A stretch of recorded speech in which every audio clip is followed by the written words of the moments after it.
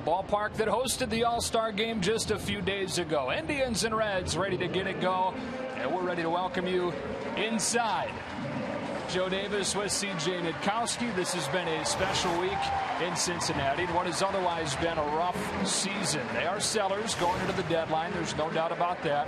One piece likely not moving, and a piece that stepped into more of a national spotlight this week is Todd Frazier. And Todd Frazier was fantastic at the home run derby, and the rest of the nation got to see what Cincinnati Reds fans already knew. This guy is a great player, not only what he does on the field, but also in that clubhouse. He's really turned into a leader. This guy is solid on both sides of the ball, offensively and defensively. And Joe, you mentioned it, probably going nowhere come trading deadline time, although a few other pieces probably on the move. To be part of a Reds lineup today that'll face off with the reigning Cy Young Award winner in Corey Kluber. And don't let those wins and losses deceive you. The other numbers will tell you this is pretty much the same guy that won Cy Young last year. Absolutely. You dig in on what Corey Kluber is doing this year, and you're going to see a guy who is still continuing to dominate the American League. The win total only at 4. A lot of that has to do, of course, with his run support. Back on May 13th, he struck out 18 St. Louis Cardinals and has been dominating ever since. Corey Kluber is the same exact guy that won that Cy Young a year ago. There's his manager, Terry Francona. He went home to Arizona during the All-Star break. Said the time change threw him off, so he forgot to turn the game on and until the late innings. Flipped it on just in time to see the lone Indians All-Star Jason Kipnis take his at-bat. Yeah, Kipnis leads off for Francona tonight with Francisco Lindor batting out of the 2 spot. Michael Brantley finished 3rd in the American League in MVP voting last season. Hasn't quite had the same power numbers as he's dealt with back problems this year, but still productive. They need more out of the middle with Santana, Gomes, and Moss. Then it's Urshela, Bourne, and Corey Kluber batting with this game being played in a National League ballpark. Anthony DeSclafani makes the start for the Reds, looking for his first win in more than a month. He missed his last start before the All-Star break with a strained glute muscle, but coming back in what has been a solid rookie season. Yeah, and this is a guy who's turning into what you think will be a good middle-of-the-rotation piece for the Cincinnati Reds as they try to get things figured out, wondering where they're headed. Probably not a contender this year. That's why we're going to see them sell. But Anthony DeSclafani now proving that he belongs in this rotation. It's been very good for this ball club so far. Reds won game 1 last night, 6-1. Got a great start from Mike Leake. Hope to get the same from DeSclafani tonight. Home team has won all 4 games in this series this season. Indians swept the setup in Cleveland. Reds off to a 1-0 series lead, and we're off tonight with strike 1. What a season it's been for Jason Kipnis. Comes into this one 3rd in the American League, hitting .322. Healthy again after a rough 2014 season where he dealt with an oblique injury. Well, 2 years ago, the Cleveland Indians gave him a long-term contract, made him comfortable, and then he had the bad year. And you talked about the couple of injuries that he dealt with, but this year very healthy, swinging the bat very well. And as Terry Francona told us, one of the best opposite field hitters he has on his ball club. And he starts this game with a base hit to center. His 2nd hit of the series. Kipnis aboard to get it started for Cleveland. Well, right on time. There was a little cutter down the middle or a slider that hung, and Jason Kipnis keeps it in the middle of the field, and that has a lot to do with that high batting average, not trying to do too much, not trying to bowl the ball too much, using the entire field. That's why we've seen him having this great year in 2015. But he's been one of the lone bright spots in this Indians offense that averages less than 4 runs per game, which is 4th worst in the American League. That 6-1 loss last night, the 19th time this year the Indians have been either shut out or held to 1 run. Francisco Lindor attacks the first one, strike 1. I think a lot of what you're going to see with this Cleveland Indians team, and really the Cincinnati Reds, both of these teams in very similar positions. There are some young players now getting opportunities to play. Francisco Lindor, of course, is one of those, just 21 years old, and now the starting shortstop for the Cleveland Indians. Kipnis started it with a single, and now bouncing ball that sneaks through for a base hit. Was not hit sharply. It was almost as if Suarez and Phillips couldn't decide who was supposed to go after the ball. Back-to-back hits to begin. Well, this is one of those tough choppers that's really perfectly placed, and Suarez is the only guy that even has a chance at that ball. I think for me, even though it's on the right side of second base, Brandon Phillips is not going to be able to make a play on it, but really perfectly placed, and just some bad luck for DeSclafani in that at bat. So Lindor with a base hit, and now it's Michael Brantley. Had a pair of doubles last night. His first multi-hit game since mid-May. Anthony DeSclafani's first pitch is a strike. He's a guy that historically has pounded the zone, throws his fastball as much as anybody in the National League. Sometimes that can be to a fault, though. Absolutely. You have to be a little bit careful about pumping too many fastballs in there, especially going up against an American League team. Now, you talked about it already. The Indians having an off year offensively, but got to be very careful here against Michael Brantley. 2 on, nobody out.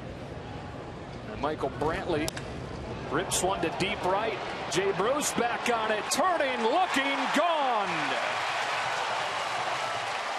Quite a start for the Indians as Brantley goes deep, and it's 3-0 before the Reds record it out. Well, Michael Brantley has a great swing, great bat speed as well, and you cannot make mistakes to this guy, especially as a right-handed hitter. Hitting .295 both against righty and lefties this year. His splits have been unbelievable, but look at this pitch. That is the danger zone to just about any left-handed hitter with power, down and in. And Michael Brantley jumps all over that one. And Corey Kluber not sure what to do with himself. 3 runs before he even steps on the mound. So home run number 6 for Brantley brings up Carlos Santana. Looks at ball 1. A sight for sore eyes for Indians fans. Already close to their game average for runs. And a team that is not hit for much power as the long ball putting them in front. It's got to be very discouraging for DeSclafani. Just 7 pitches in and already down 3-0.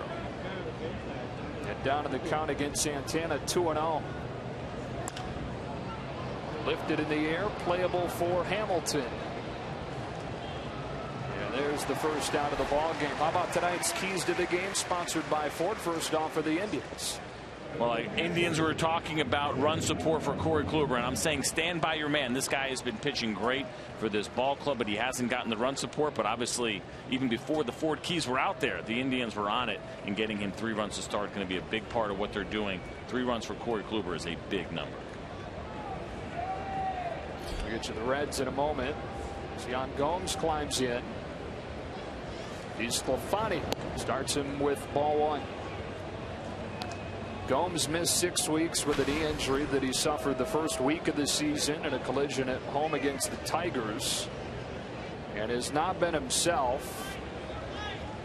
Chases one here, 1 ball, 1 strike. Not just the knee injury, but since coming back, he's dealt with a stiff neck and just really hasn't been able to get going yet. Yeah, which is unfortunate because when this guy's on the field, he is a difference maker. The Cleveland Indians love having Yan Gomes behind the plate. Gets it done. He also offensively as well can be an impact guy, but health is always an issue when you're dealing with catchers. That's been the case for Yan Gomes. Falls behind 1-2. He's been one of the best hitting catchers in baseball over the last 2 seasons.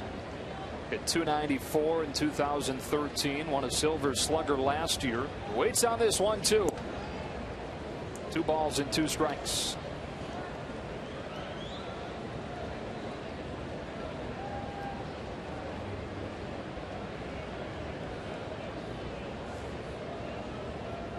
Here's a 2-2 off the end of the bat, foul. And we'll do it again. Well, Gomes, one of those guys that Terry Francona and the Indians are counting on to break out and really be themselves in the second half. And let's face it, that's the only way this team is going to contend for a playoff spot, is if guys like Gomes and Santana, Moss contribute. Well, it's going to be performance and it's going to be health as well. You talk about those 2 things. Nick Swisher, a guy who they were heavily invested in, a 4-year deal for $56 million that runs through 2016, has been unable to be healthy and perform. Both of those things that the Indians were counting on from him, that's been an issue. And with the payroll that they deal with, they just cannot afford to have injuries. Checks out Frazier at third. 2 out. There's the defense around DeSclafani, which has been one of the best in the National League. When you look at defensive efficiency, which shows a team's ability to turn balls in play into outs, this is the best defense in the National League. 4-time Gold Glover at second and Brandon Phillips. And Billy Hamilton, despite the struggles at the plate, continues to be a highlight reel in center. He made unbelievable adjustments. You think about him being an infielder coming up. They put him in center field, and he's almost immediately giving you gold glove caliber defense. It's impressive to watch. It's not just that he can run, but it's about getting reads on balls. He's got a pretty good arm as well. Also maybe an underrated part of his game. Brandon Moss pulls one off with the handle to Votto at first. And after the first 3 reached, capped by a Brantley home run, the next 3 go down in order. Kluber's got a 3-0 lead.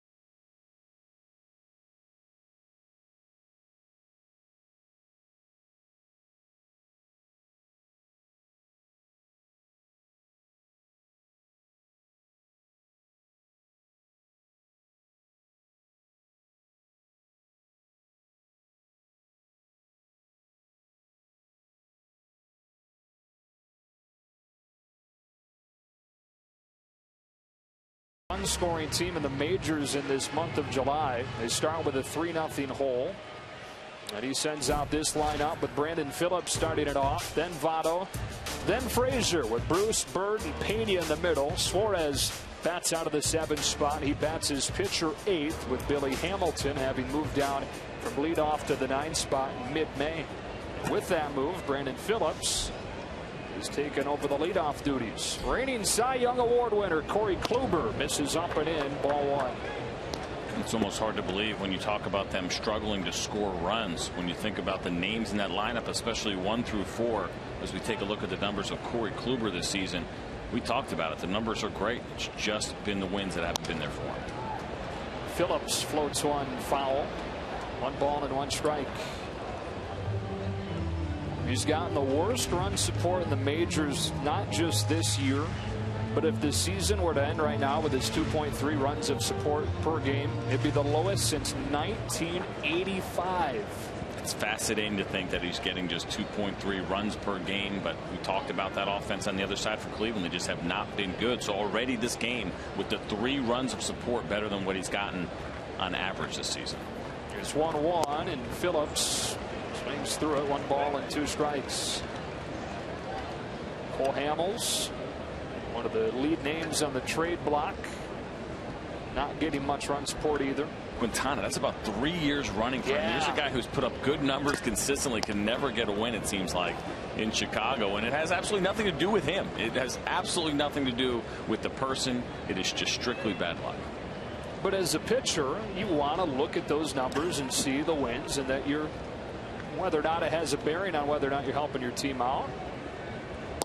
Got to figure that it gets into your head some. A little bit. I think for maybe lesser pitchers, guys that haven't been around might start to press in situations when they're on a team that either one is bad offensively or one that just doesn't score runs when they're on the mound. But I promise you this, if you're arbitration eligible, you're bringing that one into your hearing if you have to.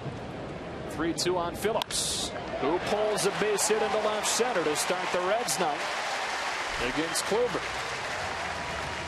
Well, we saw the Indians' keys to the game at the top of this inning. Here are the Reds' keys, sponsored by Ford. Well, for me, just looking at this Reds lineup and thinking, how can you sit there and beat Corey Kluber?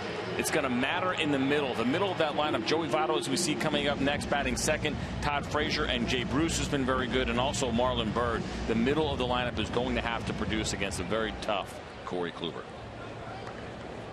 There's Frazier, who's due next. But right now it's Votto, who homered to straightaway center in that 6-1 Reds win last night.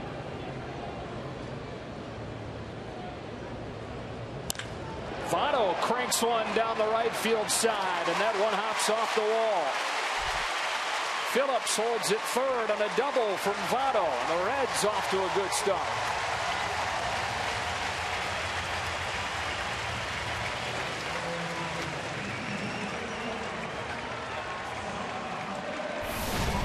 Well, how about Joey Votto not waiting around that long? He knows Corey Kluber knows how to finish hitters. That's why he strikes so many out. You get a first pitch fastball early on. He's not going to let it go by. Jumps all over it. And Joey Votto, despite the year that this club is having, still continues to get it done. And could be for a very long time. The Reds have him locked up until 2023. That's his age 40 season. Longest guaranteed contract in big league history. Now Todd Frazier, who's having a pretty good week. What a show that was Monday night with a home run derby. First hometown player to win the home run derby since 1990. Ryan Sandberg won it at Wrigley on a day where the wind was blowing in, and there were a total of 3 home runs hitting the entire derby. Sandberg won it with 2. That's unbelievable. That's not real entertaining. Probably went quick, I'm guessing. Yeah. Frazier quickly behind 0-2. You almost felt like when you're watching that, even when he was down, it was just his to win, right? I mean, here he is at home. He is such a likable guy. He's such a good player, comfortable doing it in Cincinnati, and it just seemed like he was not going to be denied. His brother was his batting practice pitcher, or I guess you say his home run derby pitcher. They were both into it, showing a ton of emotion. It was a really great event, one of the best home run derbies I can remember, recent memory. A new format. He's down 0-2. Kluber comes home. Nice stop by Yan Gomes, with Phillips waiting down at third. Brian Price told us before the game today that the home run derby Monday night, the performance that Todd Frazier put on, one of the most electric individual performances, he said, even though it's not in a game and it's in an exhibition event, one of the most electric individual performances he remembers seeing. Yeah, and it's impressive. Brian Price has been around the game for a long time, and for that to stick out, he even said, yeah, I know it's only a home run derby, but he got caught up in it as well. It was a really good moment for baseball, not just because we got to see Todd Frazier, but some of the young players as well.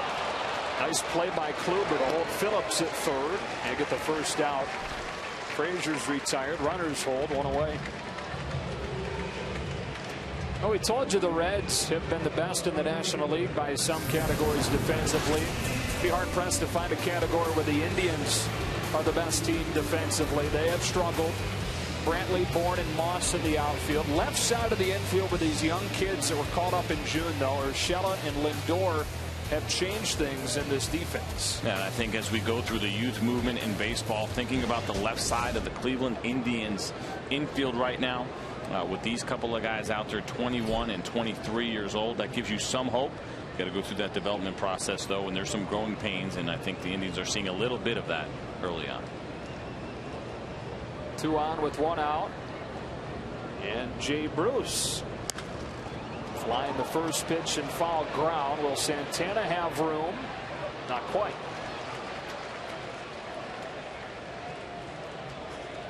The Reds, second worst in baseball with runners in scoring position. Only the Mariners have been worst in these situations. Brian Price's team went 1 for 9 with runners in scoring position last night, trying to take advantage of a golden opportunity here in the first inning, and can't figure you'll get many more of these kinds of chances against a guy like Kluber.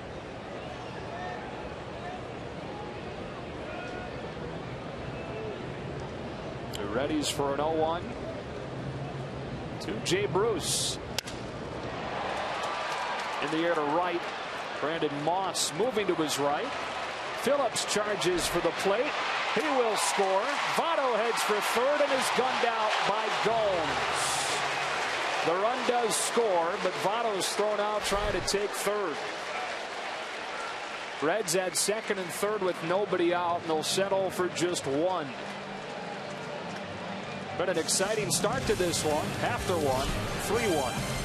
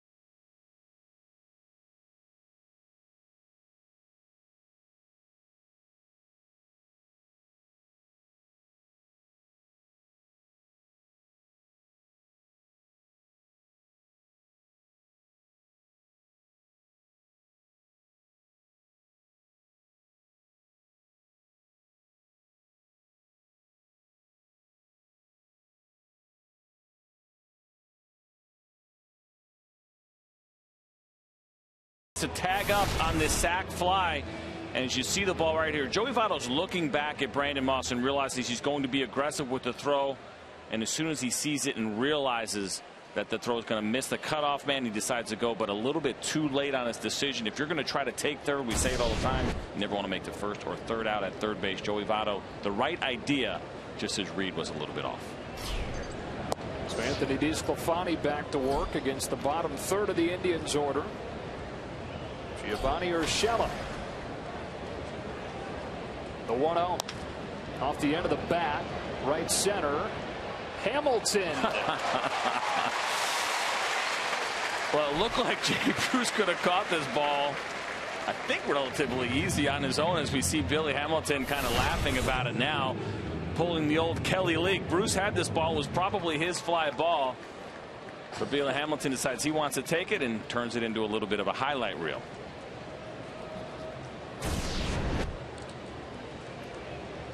So one gone in this second inning.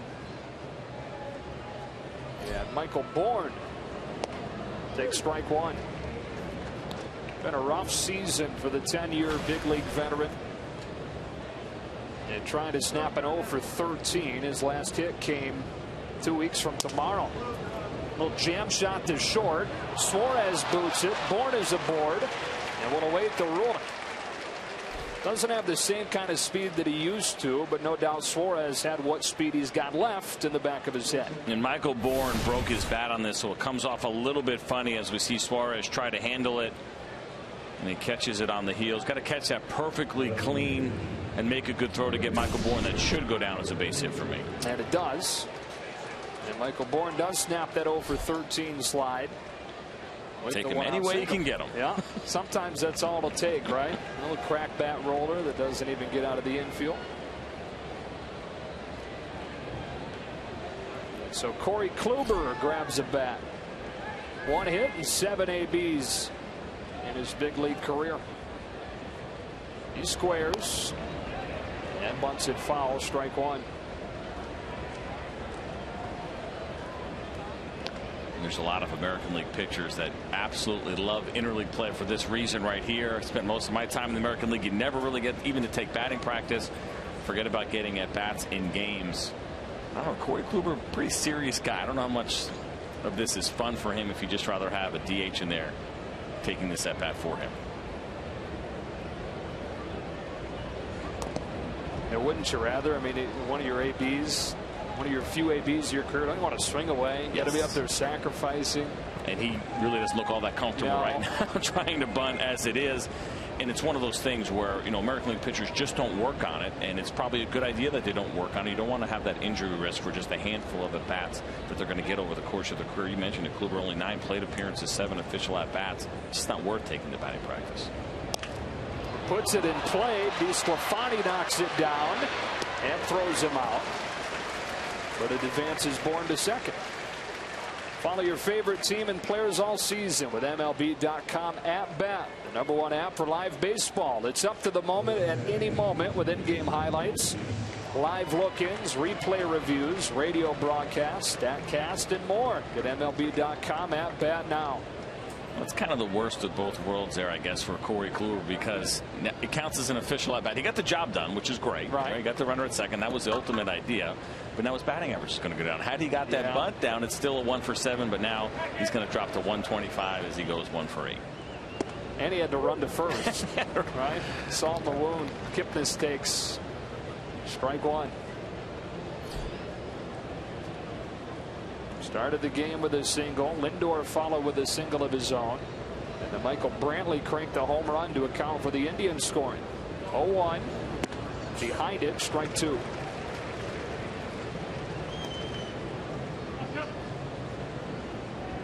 Acquired the Matt Latos deal this offseason, which at this point looks like a pretty darn good deal for the Reds because Latos has struggled.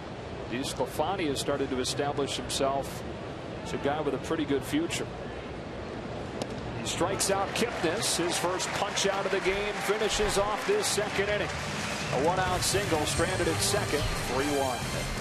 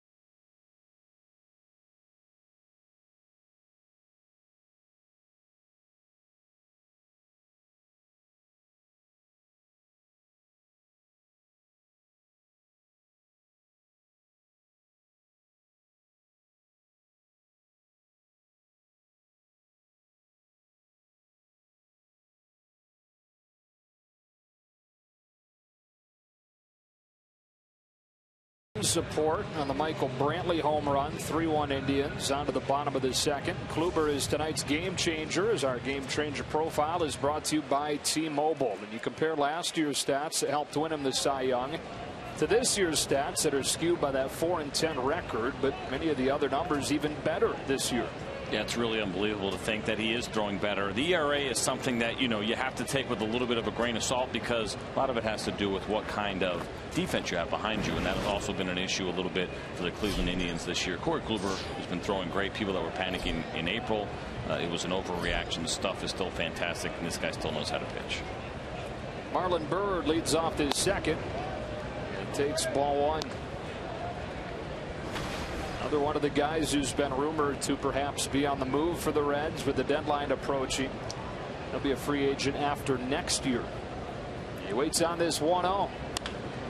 Pulled to left. Brantley comes on and makes a tremendous diving catch for the first out.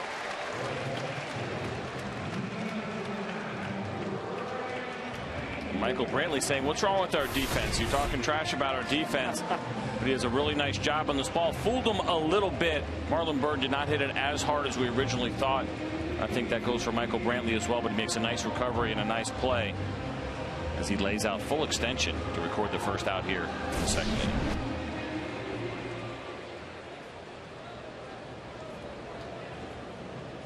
One gone for Brian Pena. Yet another name that has been rumored as a trade candidate for the Reds. He's in the final year of his deal. It has been valuable for this Reds team with Devin Mesoraco going down for the season with a hip injury.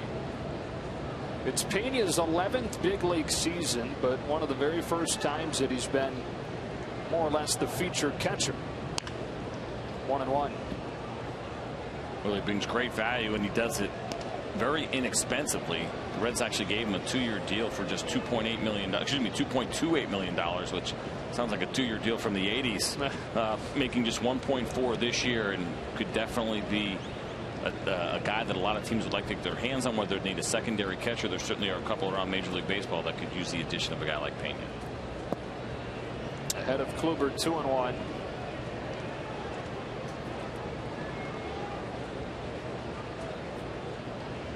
Hitting .283 this season, but going through a bit of a slump right now. Just one hit in his last 14 at bats. All-Star break came at a good time for Pena, who waits on this 2-1.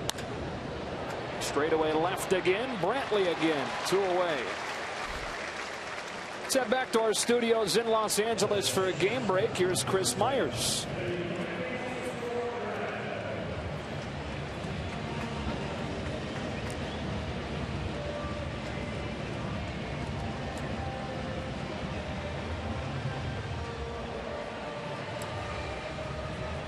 All right, Chris. So KC has now won 9 of 11. Despite Alex Gordon going down, continue to pace the American League Central. 2 up and 2 down, and now Eugenio Suarez out of the 7 spot. Strike one. He's another piece that's been important because of injuries. Zach Cozart lost for the year with a knee injury. Suarez, since his call-up, has been really impressive. A big day for him today as he turns 24 years old. See if he gets a little birthday magic at the plate. He's done a really nice job. We saw the batting average, saw the numbers, the 4 home runs with the .312 batting average, and he's done it well against both lefties and righties. You never know when you're going to get that opportunity in the minor leagues, kind of waiting, and you see a guy that you think has a spot locked down, but an injury can open up a spot, and Suarez is really taking advantage of his opportunity here with the Reds. He was the return in the Alfredo Simon deal. Sent Simon to the Tigers this offseason. Boy, has he struggled for Detroit. Kluber trying to work a 1-2-3 inning, and does with a punch out of Suarez. His first strikeout of the game. A 9-pitch second for the reigning Cy Young winner.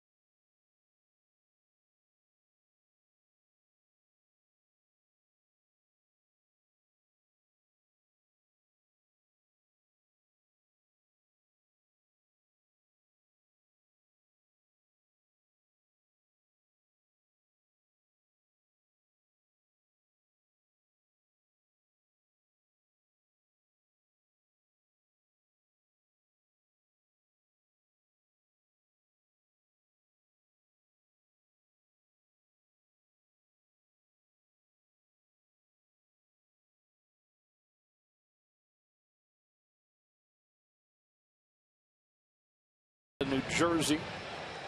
Back to work for this third inning, down 3-1. And we'll face 2, 3, and 4 in the Cleveland order, where Francisco Lindor ready to lead it off. Singled in the first inning. He came in the Brantley home run. That's down the right field line, a fair ball. Lindor ambushing the first pitch and anchoring at second with a leadoff double. And that seemingly is the plan early on for the Indians. Be aggressive against a guy they know pounds his zone. Yeah, and a smart move. And really, this one kind of surprising, though, because it's a breaking ball that's down and in. A lot of times, this is not a pitch you're going to go after early in the count. As we see the spot, as you see Pena kind of come back to obviously not where they're trying to throw that ball, but we talk about it all the time when guys are hitting left-handed. Lindor, of course, is a switch hitter, but down and in. But surprising to see him aggressive, going after a breaking ball like that early on. Good for him.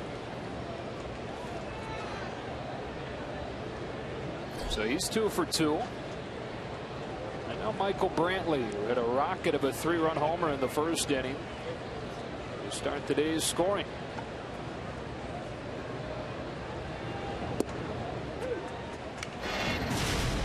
Boy, this ball was hit well, huh?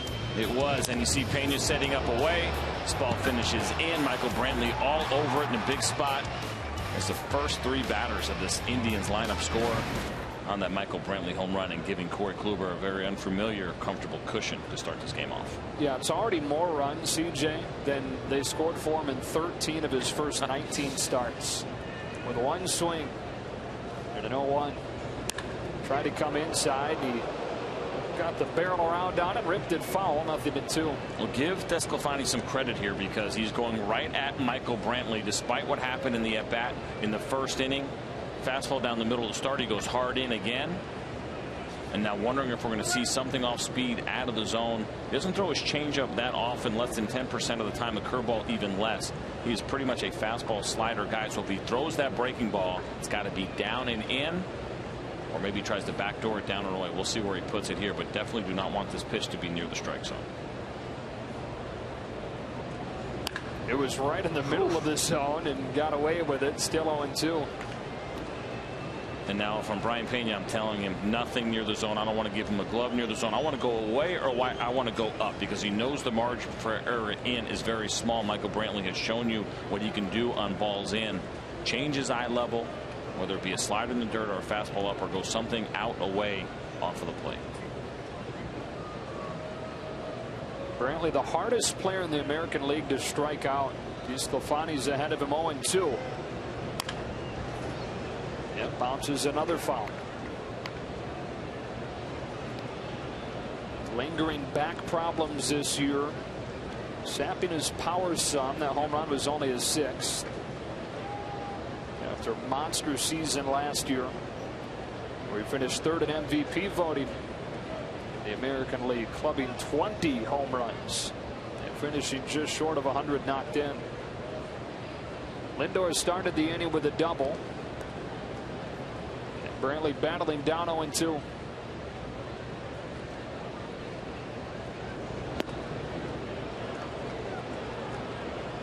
And there's finally the first pitch that's off the plate, and even Michael Brantley tracking that one a little bit and almost offering at it. Now this is a really nice setup for the slider, one that you want to get a little tilt on. Maybe go back foot, as we call it, for the right-handed pitcher, left-handed batter, get this ball down and in. But you talked about it, Michael Brantley is very difficult to strike out, and so a lot of times you want to waste pitches and waste energy going for the swing and miss. Instead, you want to try to induce some weak contact from a very tough hitter to strike out. Here's a 1-2. Pounded a second. Quick hands Phillips, but off of the glove of Suarez. They do get one out. Lindor back in safely. And one away in this third. Wasn't cheated. Well, this ball ended up being right down the middle, and Michael Brantley put a really nice swing on it, but unfortunately for him, he doesn't even get out of the box, as he knows that ball is going right at Brandon Phillips. And the Reds catch a break here that ball does not go out into left field, allowing Lindor to go to third. But so far against Michael Brantley, DeSclafani having a little bit of a difficult time locating pitches, and this is the kind of batter that can really be tough for him. Lefty's a little bit of an issue right now for DeSclafani. And he'll see 6 of them in this Indians lineup. We got a few switch hitters that, of course, will come up left-handed against him. Santana's one of them. Fly to center his first time. And it's actually kind of surprising because he has backward splits. Left-handers hitting just 232 off of him this year. Right-handers hitting 274. When you have a sinker slider guy like you do in DeSclafani, that's usually not what you see. It's the guy with the big, good changeup with the back to the curveball that's usually really tough against lefties. Went to the back foot there for strike one. Brian Price told us before the game, CJ, that is that curve and that change of his that will really kind of determine what his ceiling is. How will those pitches evolve to go along with the fastball that he's got so much confidence in? Absolutely. If he stays sinker slider and he can't get those pitches developed the way he wants, and there's still plenty of time to do that, it really dictates how deep you can go into a lineup. Santana drives this ball over the head of Hamilton. That'll bring in Lindor from second. He'll trade places on an RBI double from Santana, and it's 4-1 Cleveland.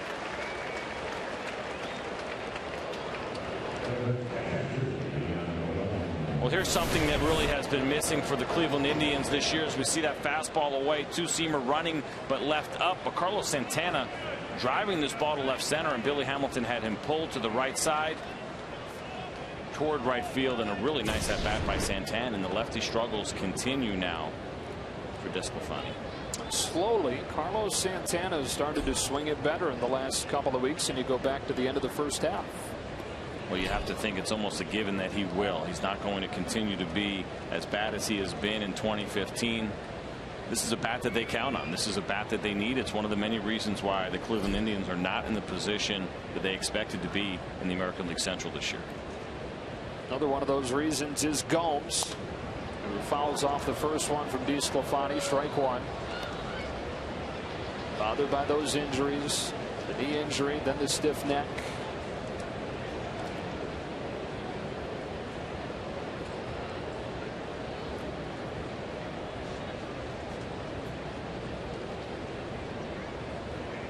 Doubles from Lindor and Santana. And now Gomes flies one to center. Hamilton, two gone.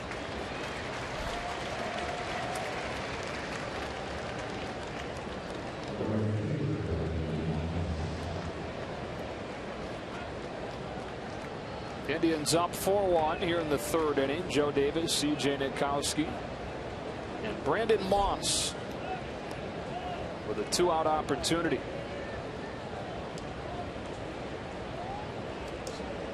They put the overshift on him.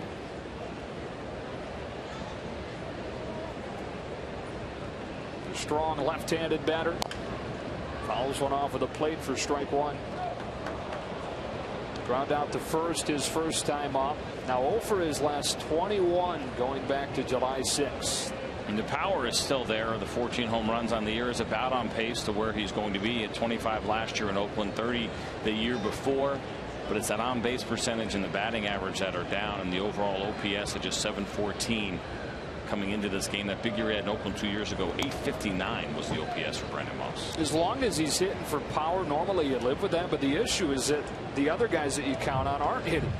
Absolutely. You build a lineup like they have here in Cleveland in the offseason. They put it together, and you kind of keep your fingers crossed that everybody can do the job that you're expecting, that they would live up to their track record, or if it's young players, that they would live up to their projections. And when it doesn't happen, then all of a sudden other people's maybe slightly off years get exposed. 0-2. Moss hits a fly ball to deep right, sending Bruce back, and that's a way to snap an 0 for 21.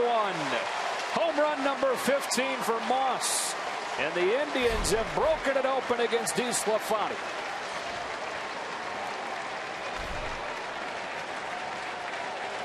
Speaking of that power. And there it is. And it's always nice to come here to Cincinnati, a very comfortable place to hit. Great ballpark for home runs if you're a hitter. But for DeSclafani, this has been about location. Look at this pitch right in the middle on an 0-2 count. And we've seen a lot of that, a lot of misses over the plate when he has opportunities to put guys away, and it hasn't happened. Just one strikeout so far in this game for DeSclafani. Urshela checks on Suarez to retire the side, but three more score for the Indians. RBI double Santana. Brandon Moss with a two-run homer. 6-1 Cleveland.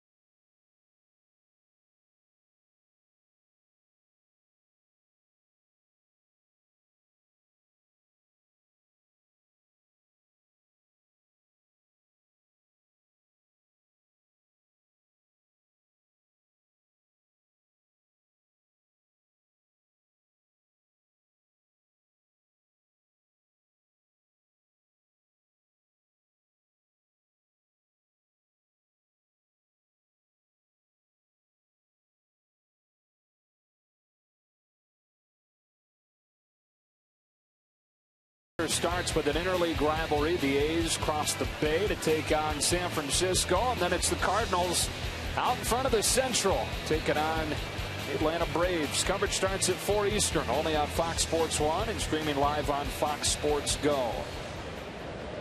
Cardinals once led that division by 9 games. Pirates have trimmed it down, making it interesting in the Central.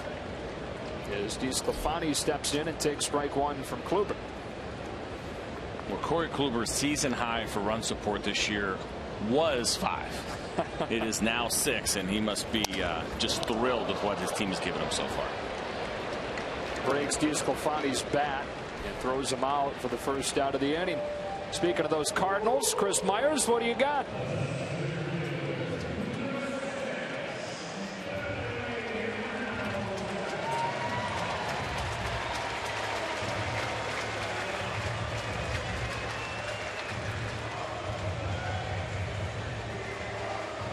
Now, Chris, see, Jack, it's interesting when you look at these two franchises here. Both are 6.5 out of a playoff spot. But the issue with the Reds moving towards the deadline is the division that they're in. The fact that unless they're really good right now and in the coming years, they're not going to compete in that division. No, and they really can't be thinking short term. And that doesn't mean you empty everything out and you throw the towel in and you say we're going to be bad for a couple of years. But looking at this division, I mean, look at the Cubs. The Pirates, for me, are one of the best teams in baseball. I know that they trail the Cardinals by 4 on the win side. That's a really good team. They're going to be there for a while. All 3 of those teams are going to be there for a while. And so when you're ready to win, you got to commit to be in all the way. And that's a difficult thing to do in this division. And so it makes sense to let some of these big names and bigger contracts go. Although I know it can be difficult for Reds fans to have to come to grips with that and see some of their favorite players be on the move. Billy Hamilton out of the 9 spot. The 1-ball, 1-strike count against Corey Kluber. 2-1. Isn't that interesting, though, that because when you don't look at the standings and you just think about where these two teams stand, and not that Cleveland's had a fantastic season, but that they're in the same spot, and you look at their relation to a wild card spot. It is pretty unbelievable for both of these Ohio teams to have to go through this right now and look at their divisions and say the Central. I mean, that was a division on the American League side for years. Before the Tigers got good, it was up for grabs very often, and that's obviously not the case now. The Royals are good. They're going to be good for a while. The Detroit Tigers going through a little bit of a lull, but that's a team that's always going to have resources and be competitive. And the Twins, I mean, what a surprise the Twins have been. Hamilton, second strikeout victim of Kluber. 2 up and 2 down in the 3rd. And Minnesota coming into the day had won 4 in a row, 7 of 8. Right on the heels of Kansas City in the Central. Cleveland entered today in dead last in the Central because the White Sox, team that we didn't mention in the Central, has been the best in the American League since the end of June. And that's a team for me that I expected to be a lot better. I like their offseason moves, bringing in Adam LaRoche, acquiring Jeff Samardzija, bringing in David Robertson along with Zach Duke to shore up what was a terrible bullpen in 2014. Melky Cabrera as well, but it just hasn't happened for the White Sox. They're another interesting team come deadline time. There are your Central standings. Twins dropping a half game in addition, back with a Kansas City win in extras against those White Sox. 1-0 on Brandon Phillips.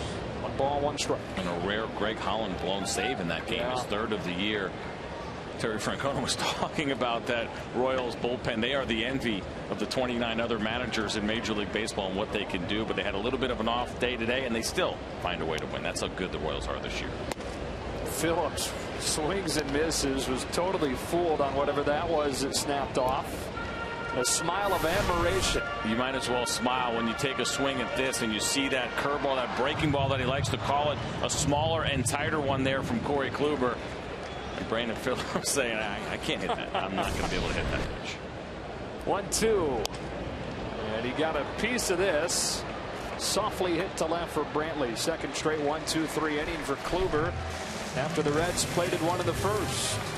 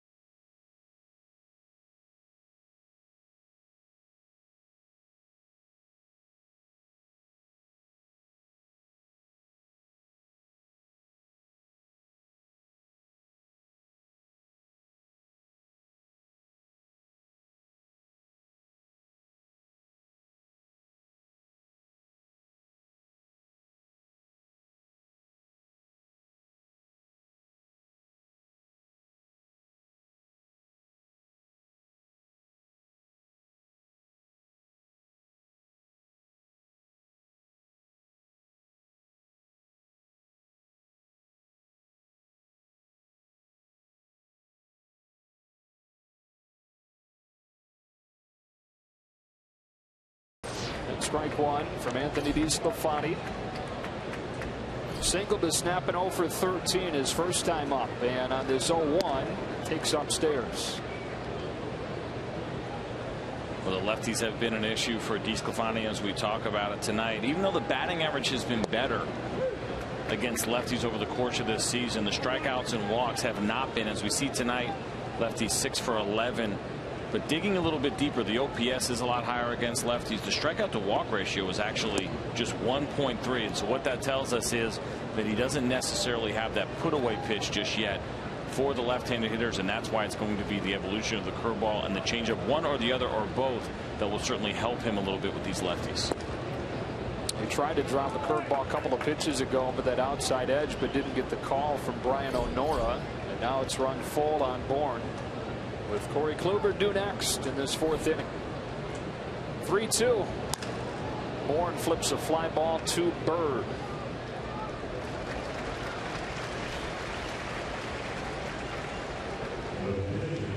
Kluber put it in play his first time.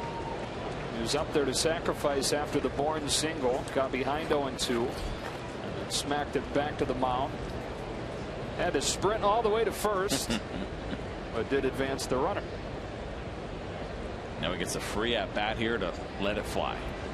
That's what you want, right? American League pitcher coming in, getting an AB, make it a real one.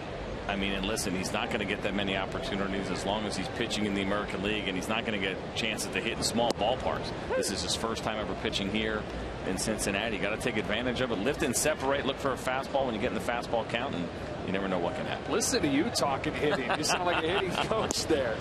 That's not going to happen. After seeing that swing, I'm feeling pretty comfortable that Corey Kluber is going to keep this ball in the park. As he laughs a little bit at himself. 2 outs. The best seats at every ballpark for every game. Visit MLB.com/tickets today. Beautiful ballpark here in Cincinnati. It's been spotlighted all week with the All-Star game and unanimously praised about the way they ran things this week, starting with the festivities over last weekend. Futures game Sunday, home run derby Monday, an all-star game that Jason Kipnis played in on Tuesday. Absolutely, certainly something that the city and this franchise is proud of how well they handled the all-star game. It was a great event. Let's look at great crowds here too, as much as the Reds have struggled this year, and it is hot here in Cincinnati. A great crowd. This fan base has always supported their team, win or lose. The All-Star week generated $70 million for the local economy and brought in those 3 days with events in the ballpark more than 130,000 people. 1-1 to Jason Kipnis. This is off of the plate inside, 2-1. So this at bat has already lasted longer than his All-Star game at bat lasted. Waits on a 2-1. 3 balls and a strike. How about the performance from Jacob deGrom, who became the first pitcher ever to strike out the side on 10 pitches or less, and he was one of the victims. He was unbelievable in that All-Star game, and really has been unbelievable for the New York Mets. To think right now that he is ahead of Matt Harvey in 2015 is pretty incredible. One All-Star to another, and a 1-2-3 4th inning. The first 1-2-3 inning of the game for DeSclafani as Frazier gets the putout.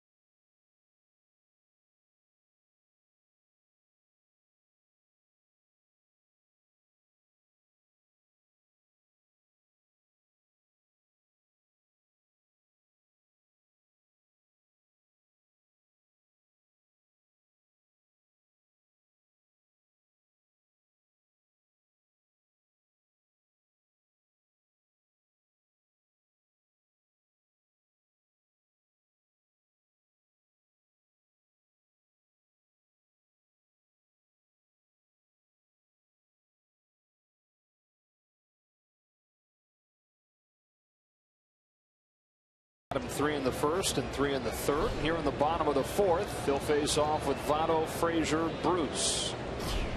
Joe Davis, C.J. Nitkowski back in Cincinnati. Joey Votto back to the plate for the second time tonight after doubling in the first. Couple of strikeouts for Kluber so far. And a strike to start this at-bat against Votto. You know, one of the things now with Joey Votto hitting second, of course, is there's just not going to be nearly as many RBI opportunities. This is a guy who drove in 113 runs back in 2010, over 100 again in 2011. Just 43 this year, but that has a lot to do with where he's hitting in the lineup. He's 2 for 2 tonight. This base hit sneaks by Kipnis and begins the fourth. Time for another game break. Chris Myers.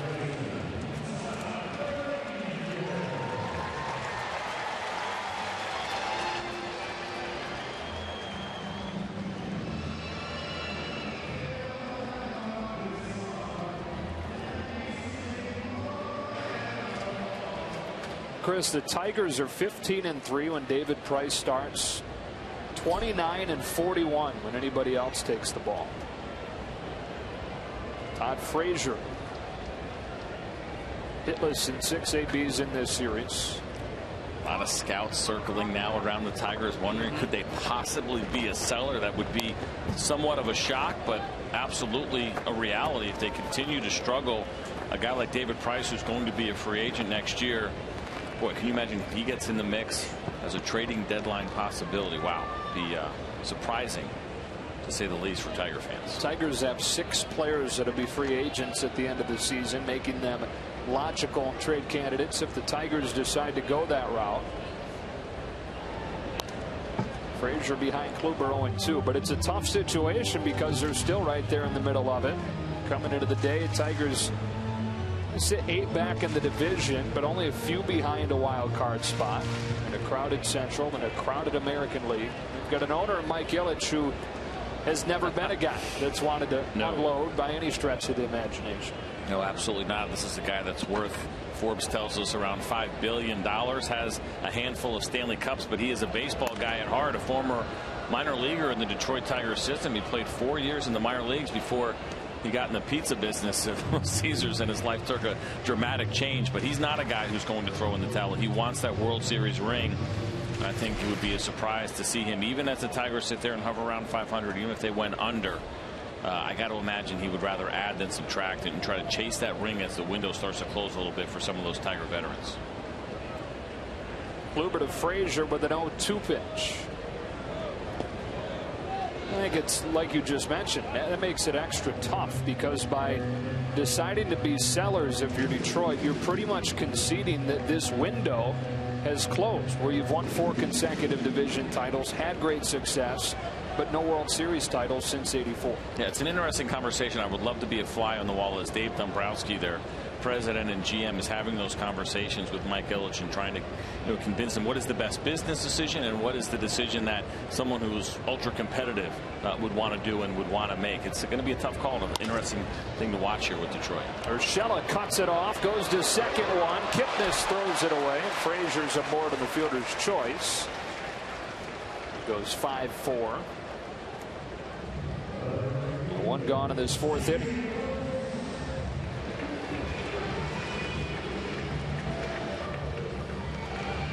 Well, we see Jason Kipnis right there looking down at his hand. It is a hot and humid night here. It looks like he must have had a little bit of an issue on the grip on the exchange, because this is pretty close to tailor-made as Urshela gets the nice high hop, makes a good feed, and you see a little bit of a pause there from Jason Kipnis as he loses his grip. Still tries to turn the double play, but that ball just slips out of his hand and takes off on him.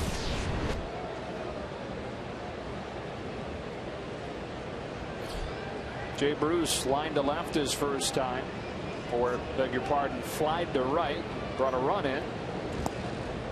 Chases one down, strike 1.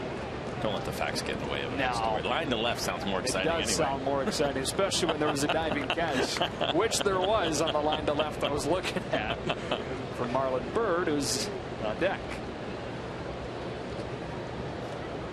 Otto started the inning with a single. Frazier reaches on a fielder's choice. And Jay Bruce is down 0-2.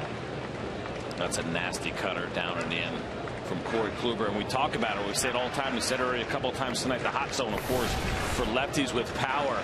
You can go there. You just have to miss in just off the plate, and their tightness on that cutter. It's unbelievable. Everything is late with Corey Kluber. All of the movement on the slider, on the sinker, even on the curveball. Everything comes in so late, and that's how you generate those swings and misses on cutters down and in.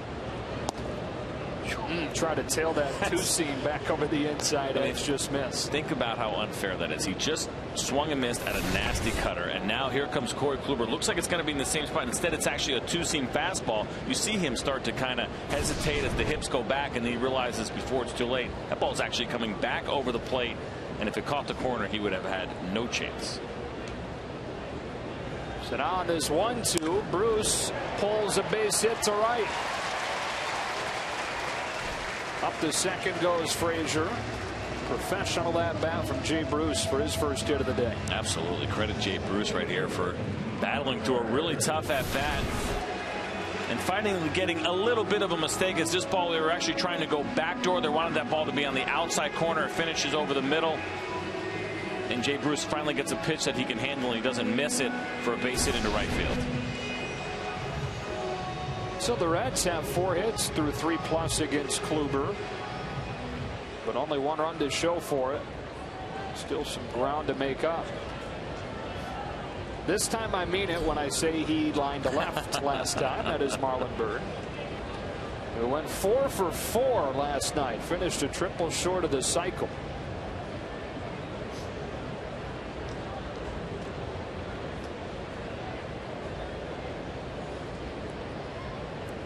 Here against Corey Kluber, he takes strike 1. Got off to a slow start, but he's gotten it going over the last month and a half here in his 14th season with his 9th different team. And Marlon Byrd has really turned himself into a good player, and you see the slow start, and I think what that points to is a guy that understands the game, doesn't panic, continues to do the work despite the early season struggles, and gets things turned around. Just wide of third, 0-2. A 4-hit game last night was his first since last July. That was a 4 for 5 game last July. Last time he went 4 for 4 was also against the Indians back in 2009 when he was a Ranger. So always had good success against Cleveland. You think about a couple of the contenders that could use a guy like Marlon Byrd. The Angels are one that really jump out early on. They're a team that needs a left fielder. They've had a bunch of struggles there, and they're not necessarily in a position where they're going to give up some young prospects who are looking for a rental. Marlon Byrd might end up being a very good fit in a place like Los Angeles. Waits on this 0-2. Stays alive against Kluber. First season in Cincinnati. It's a Philly last year. The only thing that maybe would hold up a Marlon Byrd deal is that there's an $8 million option next year that would kick in with 550 plate appearances, where if he continued to play every day, that would get there. Now, $8 million in today's Major League Baseball is not a ton, but it would be his age 38 season, and so maybe some teams would shy away or ask for some money in return if that option ended up kicking in. Plays off a high fastball, 1-2. Ryan Pena's due next. A 6-1 game, bottom of the 4th. Gorgeous night in Cincinnati. Frazier at second, reached on a fielder's choice. Bruce at first after the single, and Byrd takes down low, 2-2. Broke his wrist, did Marlon Byrd, just over a month ago. Fractured his wrist on June 5th and only missed 2 weeks. He may have been thinking about that option a little bit. Yeah, wanting those plate appearances. Yeah, broken wrist. It's all right. 2-2. Offered. Couldn't lay off a pitch that was nowhere close. Third punch out of the game for Kluber. Big one here. Well, a couple of reasons you see Marlon Byrd frustrated here. First of all, he'd love to get some help at first base, wanting Brian O'Neill maybe to get a check. Asked Carlos Torres, who was sitting down at first. He didn't. He decided to make that call himself. The other thing, of course, is that pitch was so far outside. It's frustrating for a veteran hitter to get fooled that badly on that Corey Kluber pitch, but just again speaks to the lateness of the break and how difficult it is to pick it up. Chris Sale, who has some pretty decent stuff, said earlier this year that he thinks Corey Kluber has the nastiest stuff he's ever seen. It's unbelievable, and it's obviously high praise coming from a guy like Chris Sale, like you talked about, another starting pitcher in this division in the American League Central who knows how to strike hitters out. But you can't really argue with it. Corey Kluber's stuff is good, and it's deep. It's not two really good pitches. You know, he's got the breaking ball, he's got the cutter, and of course the fastball. 3+ pitches, all with late movement.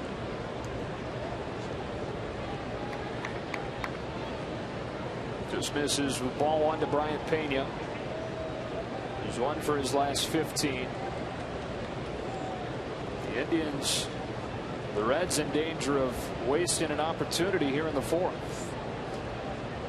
Kluber's 1-0. 2 balls and no strikes.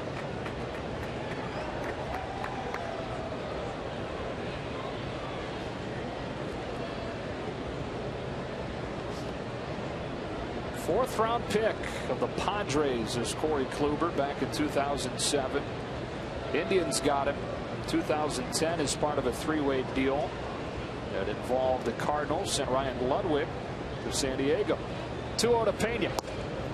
3 balls and no strikes. What's interesting about that trade at the time, Corey Kluber was in Double-A. He was doing okay, not great. He has certainly developed much more since then. I don't think anybody thought he was going to turn into this kind of ace. That you never know when you take a guy, and I'm sure if you're an Indians fan, you're thinking, all right, seeing a guy with kind of average numbers here, what's all the excitement about? Well, he turns into Corey Kluber and gets the Cy Young Award. Brian Price told us before the game today, we're talking about Anthony DeSclafani. You asked, what he thought as far as his ceiling, and Price made the point, and I think this applies to Kluber. The aces, the twos of the staff, become that usually a little bit later. They develop things that turn them into that. Absolutely. I mean, to try to be an ace in Major League Baseball is not an easy thing. It takes time. It's rare that we see a Matt Harvey type right away when get to the big leagues. They dominate. We're seeing it from Noah Syndergaard now as well. It's very unusual.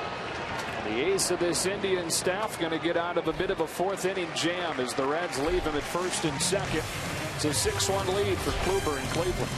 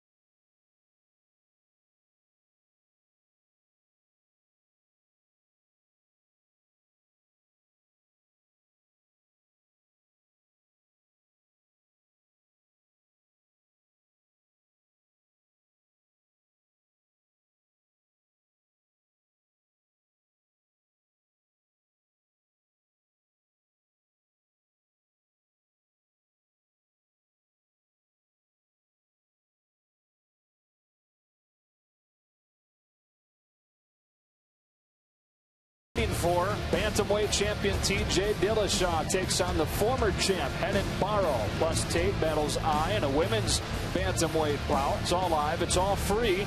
Next Saturday at 6 Eastern. Only on Fox and streaming live on Fox Sports Go. Back in Cincinnati for the top of the 5th inning.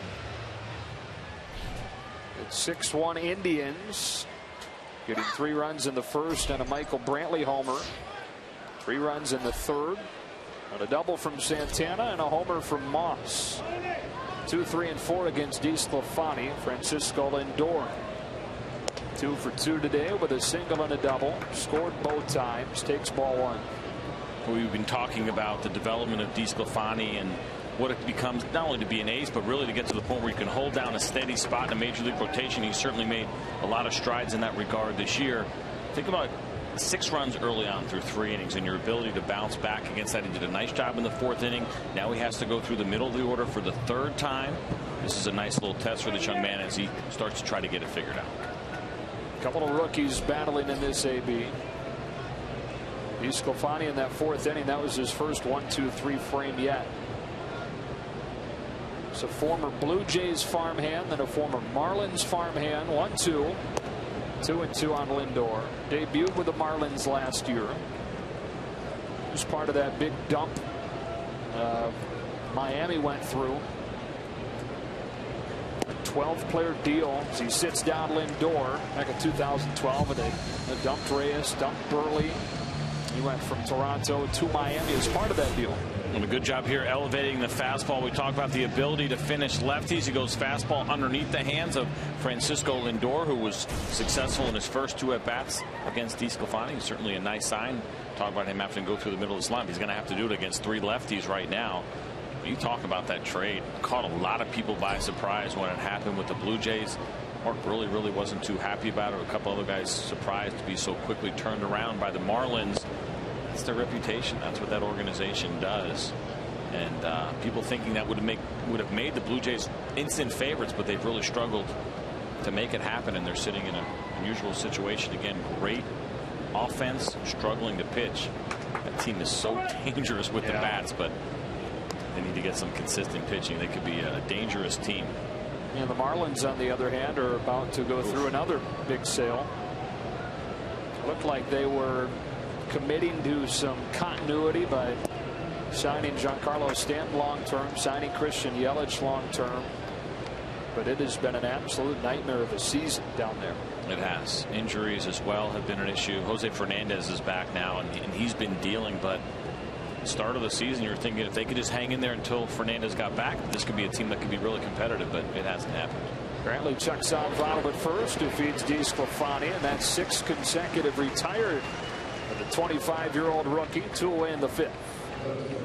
And that's a positive so far for me in this outing. You know, you give up runs early, it is easy to put your head down, especially when you're young. DeSclafani's 25 years old, still very early in his career. It's easy to get discouraged, but Ryan Price told us before the game that he's an unbelievable competitor. And I love the phrase that he used. He said this guy would rather chew off his arm than ask to come out of a game. I love that. And you love hearing that about him. And that's the kind of guy that your teammates can rally behind. And despite the fact that this has been, you know, not his best start, at least early on, you don't see the quit in him. And that's important. When your team is losing, it's easy to put your head down.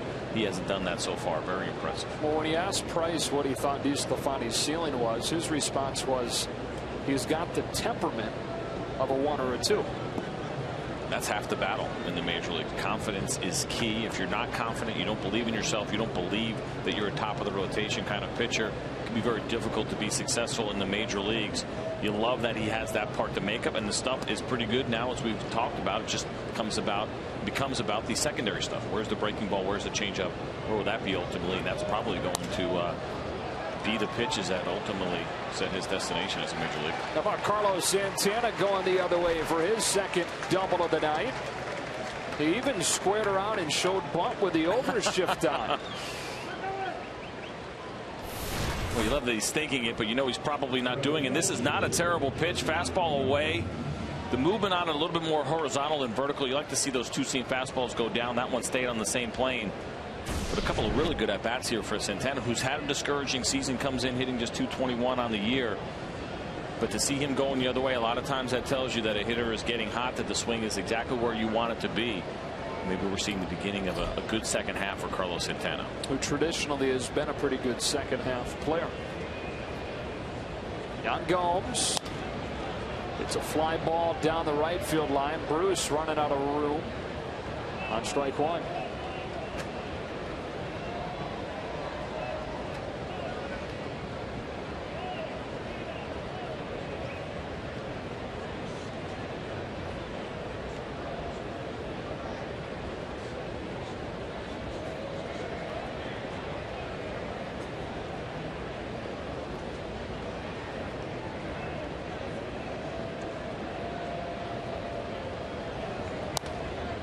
Strike two on Gomes. 0 for 2 tonight. Ground out to third in the first. Fly to center in the third.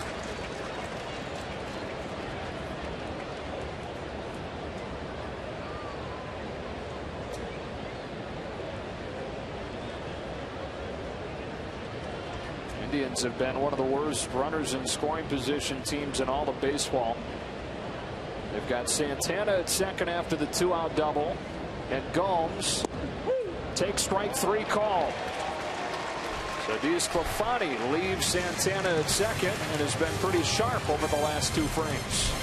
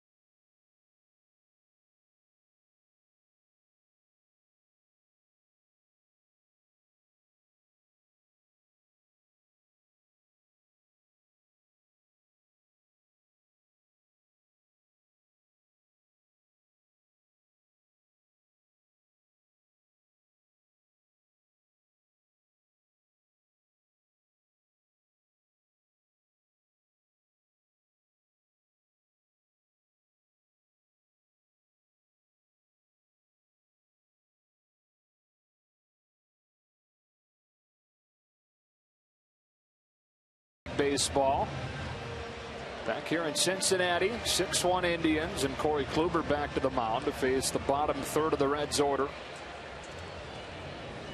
Gave up back-to-back hits to start the game. Phillips and Votto, and then sacrifice fly to Jay Bruce in that first inning, allowing the only Reds run. 3 punch-outs over these first 4 frames, and Eugenio Suarez begins this 5th with a fly ball to center. Bourne moves back with room, 1 gone. What's interesting about that Suarez at bat right there, you think about, okay, Corey Kluber is throwing the ball well. He's getting locked in. The pitch count is not very high. What do you want to do in this situation? Do you try to work the count? Do you try to get him to throw more? Or do you look for something that you like and jump on it? And that's what Suarez did right there, and unfortunately just missed it. Night is officially finished now for DeSclafani. Jason Bourgeois grabs a bat, will pinch hit. A 6-1 game in the 5th.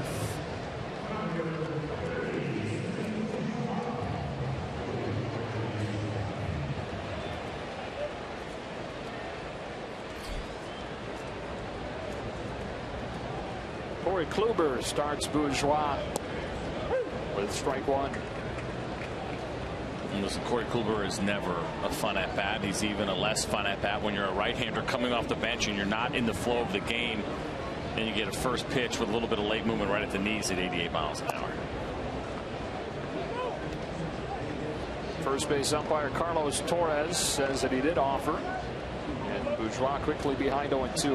No matter how many swings you take back of the cage, I beg your pardon, 1-1. No matter how many swings you take down in the cage, doesn't really prepare you for this. No, it does not. Bounce to short. Lindor behind the bat. 2 gone.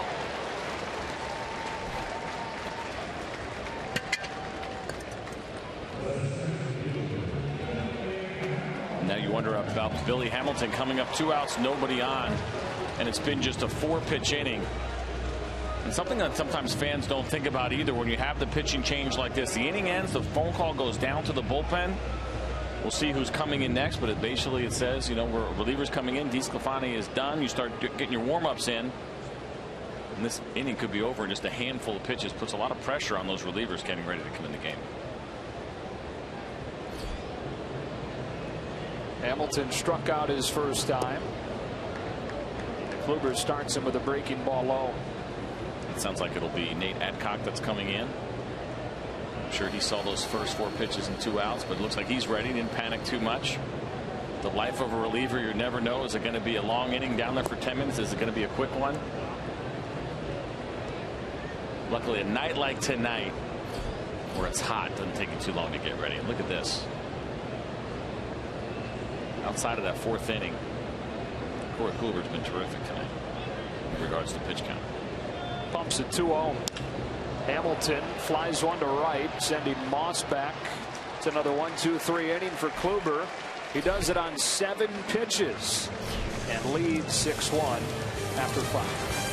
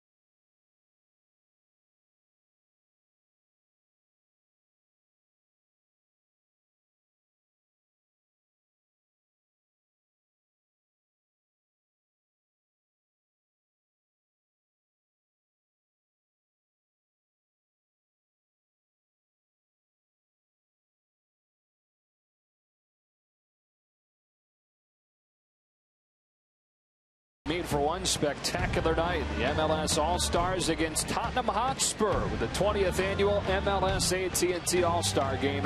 It's Wednesday, July 29th, only on Fox Sports 1, streaming live on Fox Sports Go. Back in Cincinnati, 6-1 game, 3 in the first, 3 in the third for the Indians. And Brandon Moss, who leads off this inning against Nate Adcock, had a part in that, but against DeSclafani. Adcock into the game here in the 6th. You see just a 12 in the third innings, 10 games pitched from Adcock. You'll see a lot of fastballs, averaging about 94 miles an hour. Throws that pitch 76% of the time, and he is pretty much a fastball slider pitcher. On one hop, it's Suarez as Moss hits into the overshift for the first out.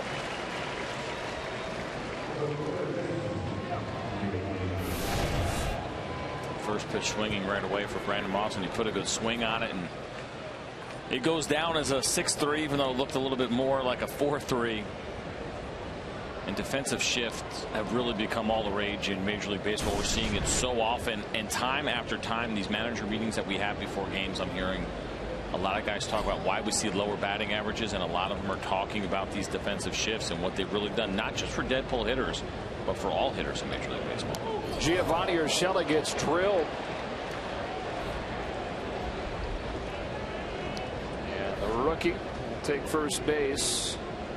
How is your scorekeeping involved with the shift? Do you do anything to notate a ball like that? You know, where it's 6-3, but it's on the right side of the infield. Well, it's funny that I said that because I'm looking down and I actually wrote 4-3, and that's like a lazy habit because you're sitting, okay, the ball was hit the second base, and it actually goes down as a 6-3. It is kind of strange. I don't know. Maybe they'll have to have a revising of the scoring system. You call it a 4-D-3 or something that you know that it was a defensive shift, but really fielded by the shortstop. Take a look. That can't feel good. You just see it right in the forearm as he catches it square.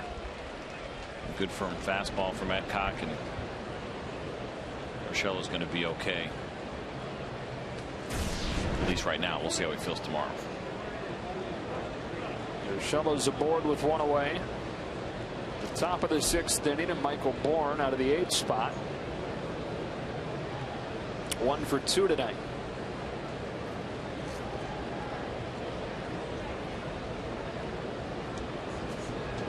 Adcock, in his second stint with the Reds this season, was called up in early June, and then again early July. Caught up when Jumbo Diaz was sent down. Diaz brought back up this week. There's an 0-1. Chopper to second. Cut off by Votto. Bare hands to second for the force. That's a tremendous play. Great play by Joey Votto, and maybe doesn't get the recognition he deserves at times for his glove. We're always focusing on Joey Votto, the hitter, but this is an aggressive play. Michael Bourne running. This would have been a tough play to get the out at first, as you see Urshela looking back. Somebody will tell him later, if not today, tomorrow, that do not look back, just continue to run in. But that is not an easy play on the short hop, but an aggressive one by Joey Votto, because the out at first would have been a very difficult one to get, and he might have saw that as his only play as he tries to keep the Reds in this game and keeping runners at a scoring position. Corey Kluber's 3rd time at the plate tonight as a ground out and a strikeout. Strike 1. But it did amaze me as we watched that replay. Urshela's looking back at Joey Votto. You're going hard no matter what. You're going to go hard. You're going to slide. Whether or not that throw is coming to second base doesn't change that at all for you. Is almost to look back and say, can I slow down here? Don't worry about it. Run to the bag, slide. Looking back only slows you down. Kluber pops one to short right for Jay Bruce. And that's a 6-pitch inning for Nate Adcock, despite hitting Urshela.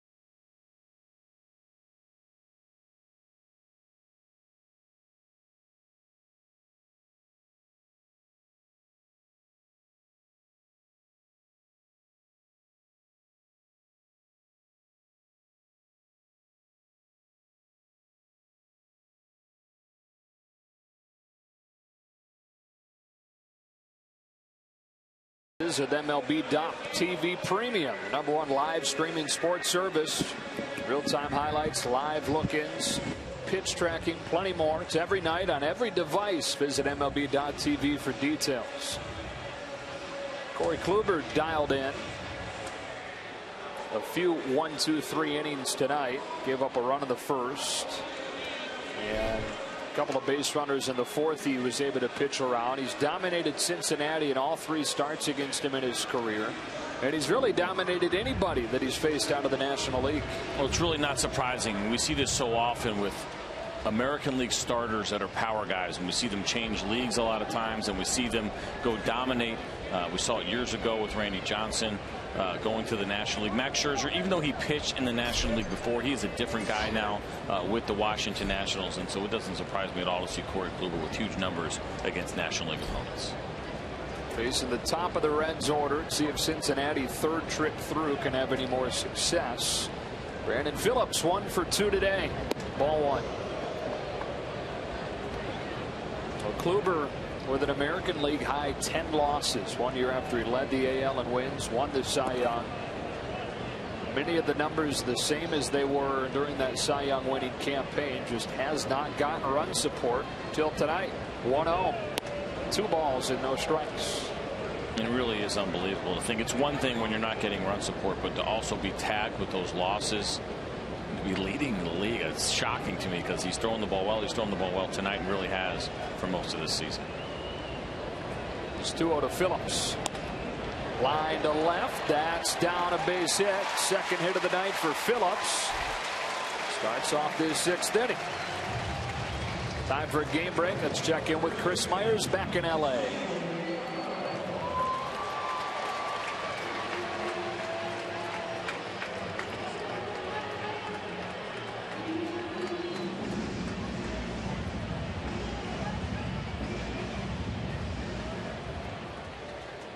All right, they dropped the opener of that series, Chris, last night to Milwaukee, team with the 2nd worst record in the majors. Only Philadelphia's been worse.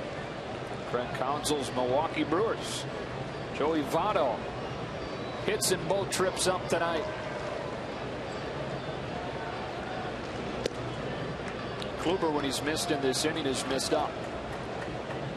And the pitch count tells you that that shouldn't be fatigue, but it is a hot and humid night here.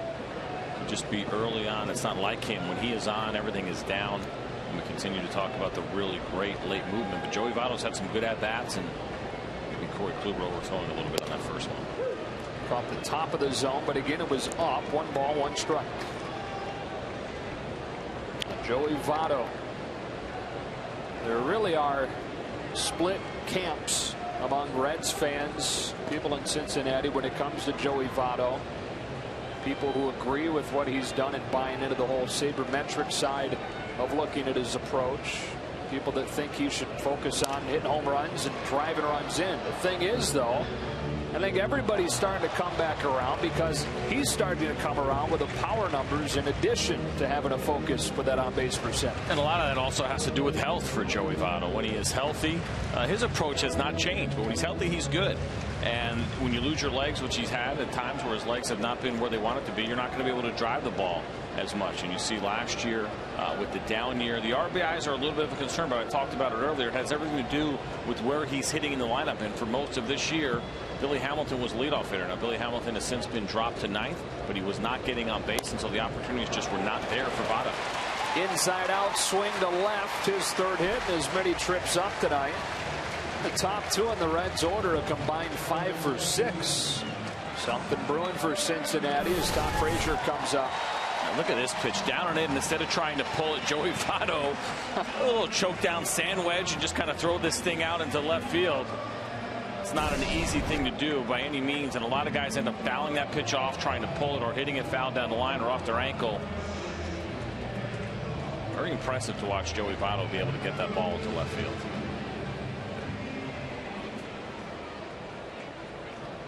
But for me, you talk about people being split on him. You got to let him be who he is. The only thing I've ever criticized him for, there are times where he won't expand the strike zone. And in RBI situations, I like to see hitters expand just a little bit with an opportunity to drive, run in.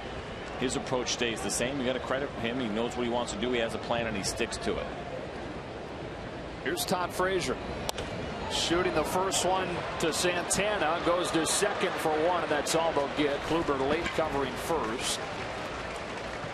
So Frazier reaches on the fielder's choice. Phillips advances to third, and they're at the corners with one gone. And really no opportunity to turn this double play. As you see, Santana is shifted over a little bit into the hole, couple of steps to his right, and makes the throw. But there's just no way Corey Kluber is going to get there in time with that slow roller.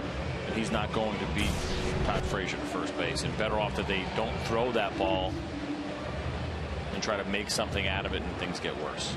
It's yet another chance for the Reds, who are now 1 for 13 in this series with runners in scoring position. The one hit came from Mike Leake. 2-run double last night. Bruce brought home the only run for the Reds this evening with a sacrifice fly in the first. He scored Phillips, who's on third here, and then singled in the fourth.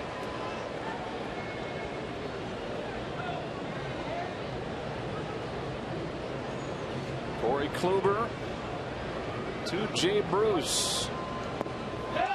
Did he offer? Yes. Strike one. And Marlon Byrd with a little bit of envy and saying, why don't you check the line when he struck out in that at bat. And it certainly looked like Jay Bruce did swing at this. But again, credit the umpires. So sometimes you're not getting it. Brian Honora realized he didn't see it. Go ahead and ask for help. Make sure that you get the call right.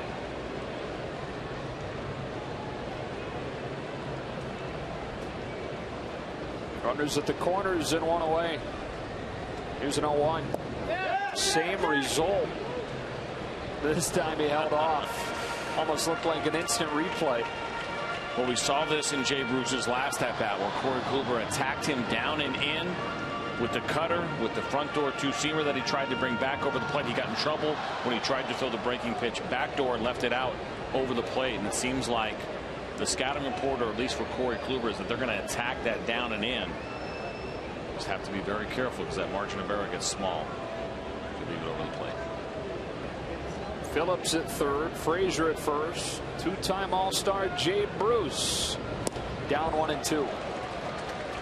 It's a 90-mile-an-hour cutter with late movement. Really difficult to pick this up. I mean, you're thinking fastball. You're worried about the 93 to 95 coming back over the plate. 3/4 of the way, Jay Bruce does not know which way that ball is going to go. He knows this. It's not going to be straight. It's either going to come back over the plate as a two-seam fastball, or it's going to cut in. That one cut in, and there's just no way in that location he can get the bat to the ball. Kluber could use a strikeout.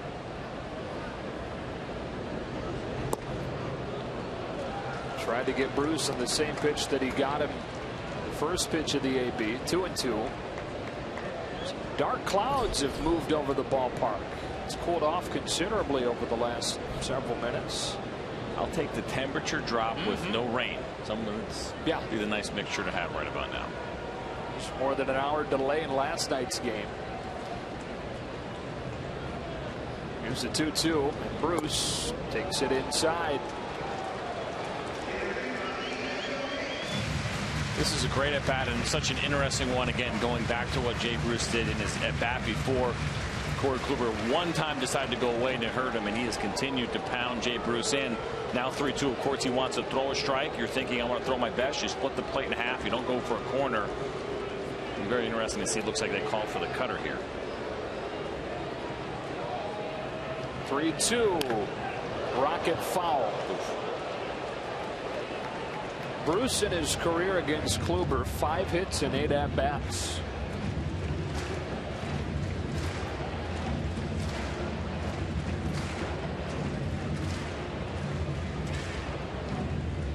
Now Yan Gomes is going to go out and talk to Corey Kluber, and this is strictly about strategy. What he wants to find out is what Corey Kluber is thinking and what he is most confident in throwing. I think if you go to the outside part of the plate, you do it with a two-seam fastball. You don't do it with something that's going to come back over the plate like that cutter or any kind of breaking ball. If you go in, you have the option of I'd go four-seam fastball, leave it straight, or maybe try to throw that cutter in. But you just sped up Jay Bruce's bat by him chasing that cutter in and lining it. Something away here is good, but again, the margin for error gets small. I don't throw the cutter out there. I throw the two-seam fastball. So they're going to go fastball in. Another 3-2. Another foul ball.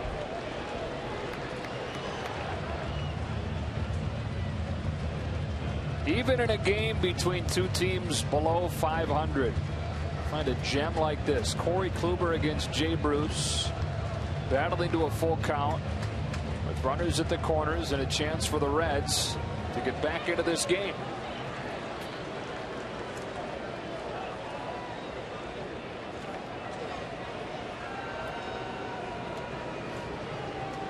Shook off the fastball to go to the cutter.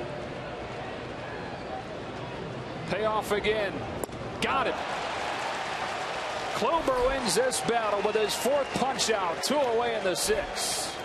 It is so fun to watch for me, to watch a great pitcher like Corey Kluber and Jay Bruce, who's that has come alive recently, to fight off all these good pitches. And he's wondering, is it going to be cutter? Is it going to be fastball? It ends up being the cutter in, and he swings right over the top of it. And I love the game within the game when you see these kind of battles go on, and Jay Bruce ends up losing that one. But Corey Kluber making some big pitches. He made some good ones that Jay Bruce earlier fouled off, but ultimately he's able to finish off Jay Bruce with that last cutter down and in. So it's up to Marlon Byrd. Back-to-back singles to start this inning for the Reds. Now at the corners with 2 outs. Strike 1 with an elevated 93. Have fun with that.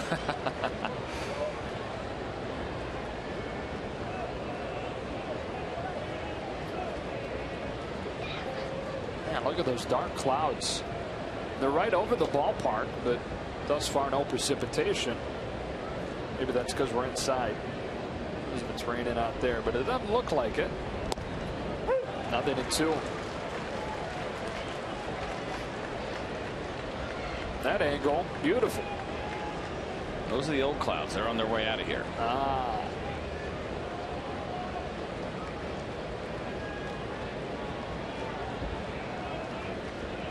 Kluber trying to pitch around the 2 singles to start the inning. And does, striking out Bruce and striking out Byrd to strand runners at the corners.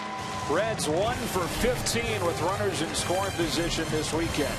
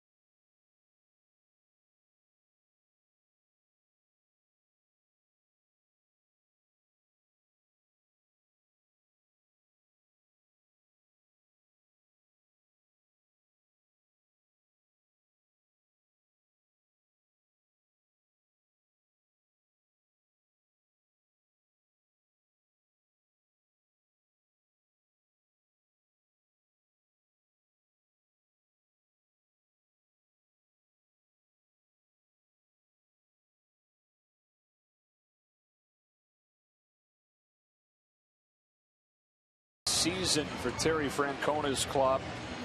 Started the year 10-19. Then they went 15-7 to finish May. Then an 8-15 stretch that they followed with a team meeting after they were swept in a doubleheader against Baltimore. Now 9-6 over their last 15 games. And the good news moving forward if you're Terry Francona and you're an Indians fan. They've been the second best second half team in the American League over the last 2 seasons. Well, they'll have their hands full trying to make a run, especially in their division with the Kansas City Royals sitting on top. And he talked about how good they've been in the second half, and some of that has to do with where other teams are at that point in the season. He says sometimes, you know, we're a team maybe is not revamping. We still have our big league team, but it also means some guys struggled in the first half, and that's why we've been good in the second half recently. But they'll try to make their run. I don't think they're going to be a team that's adding it all at the deadline. I don't see that happening for the Cleveland Indians, but certainly a team that you would expect to be playing a lot better, and some guys I think that'll put up better numbers offensively than they did in the first half. Top of the order for the Indians against Nate Adcock, who brings a 1-0 to Jason Kipnis. Ball 2. A word around Cleveland is that if there is a move, it would not be for rental. It would be for a bat that they would have around for a while. No reason at this point, with it being as jammed up as it is in the American League, historically jammed up, to give away part of your future. Jason Kipnis leading off this 7th inning. And ahead 3-0.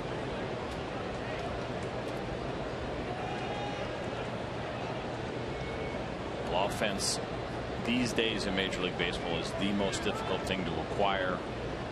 It's hard to do it in free agency because there's always going to be a team that is willing to overpay. The best you can do, your best chances if you're a team like the Cleveland Indians, is going to be to trade for offense. They have great pitching. That starting rotation is exciting. There's a lot of great arms, a lot of swings and misses. And who knows, maybe they try to spin a piece for a bat that they really like. Yeah, and that rotation, the entire 5-man rotation right now, they have through 2020 under team control. A lot of talented young arms that can be in Cleveland for a long time if they choose to keep them. 3-1 to Kipnis. And a leadoff walk in the 7th inning. First walk of the night for either side comes from Jason Kipnis and brings up Francisco Lindor.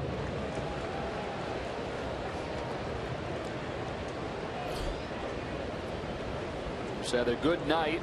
Singled and scored in the first, doubled and scored in the third. Lindor was one of the many young players we've seen break into the big leagues this year. A lot of people excited about his opportunity to get that call going into the season. A lot of the prospect ranking systems, MLB.com, Baseball Prospectus, Baseball America had him as a top 5. BP had him as a top 4. Number 4 overall in Major League Baseball. That's a big number. He's still really, really young, so you have to temper your expectations. But when you see a 21-year-old kid getting a start, becoming the starting shortstop for a big league franchise, that's something to get excited about. Certainly the Cleveland Indians are excited to see what he can do here in his first turnaround. Runner takes off on ball 2. Throw to second, nowhere close. Kipnis got a great jump and got his 11th steal of the year. Really not that surprising. This is an area where Brian Pena has really struggled. He's thrown out just 15% of would-be base stealers. That's the 36th stolen base that he has allowed in 41 attempts this year. And Kipnis got a huge jump.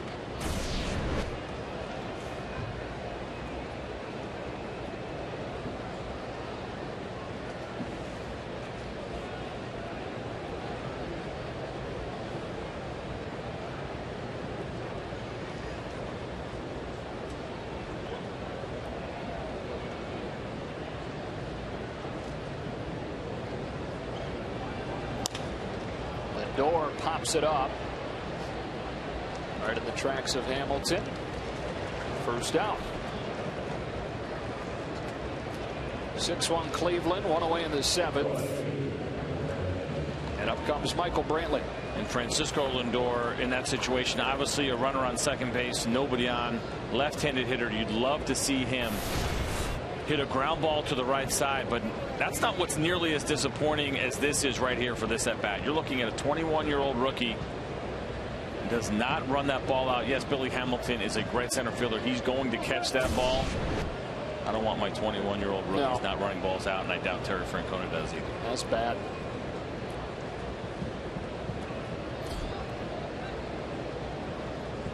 Brantley 1 for 3 with a 3-run homer back in the first. Strike 1. And it's surprising, too, because I've read some of the quotes from Francisco Lindor himself, and he speaks well. And I don't mean speaks English well, but he says the right things. And I like the things that I've heard come out of his mouth. And he sounds like a very mature young man. But a lot of times you get to the big leagues, it's hot, but you're young. You need to run that ball out every single time. One of the things that people around the club have praised about him is the spark that he's given him, the energy that he's brought. Lacked it. That fly out to center. Here's how you know he's really young. Somebody asked him about the All-Star break and if it freshened him up. He said, no, you know what, with those 4 days off, my legs feel heavy. I don't feel fresh, my legs feel heavy. That's absolutely true. When you're younger, more often than not, you don't enjoy the All-Star break. It's easier to get stale and get bored if you're not an All-Star. When you're older, you can't wait for the break to get there. You usually need that time off.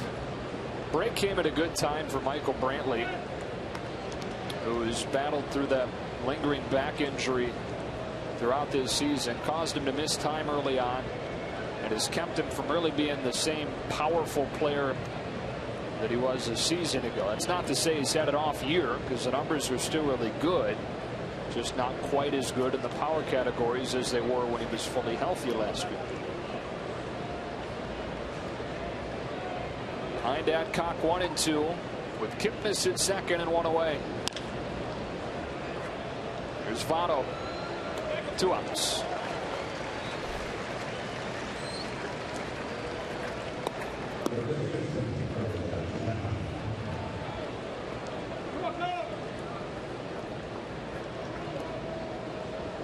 Some of the dark clouds that have moved through without bringing any rain. Knock on wood.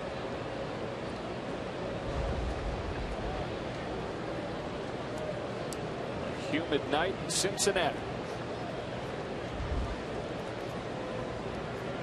Encouraging night for Carlos Santana.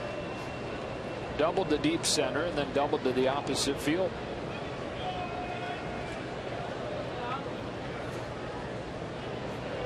That's now 9 hits in his last 6 games to lead the club. Well, it certainly would be nice for the Cleveland Indians if Carlos Santana can get it going. He comes into this game hitting just .221. He's a guy that signed through 2016 at 29 years old. You wonder if he continues to swing it well leading up to the break, if there would be a team that might be interested in him. The defense is not great at first base. It's probably the only spot you can put him. He can also DH for you as well. For a team that's looking for a bat, I got to think maybe possibly if he continues to swing it, that the Cleveland Indians might be getting a couple of calls, as I talked about. So difficult to acquire hitting in the game these days. Caught the edge, 2-1.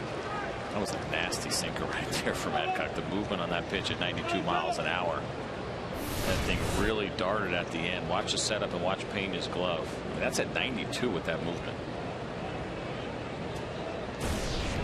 Give me 92 with that kind of movement over 96 straight any day of the week. See what he gives Santana on 2-1. Low and inside, 3 balls and 1 strike.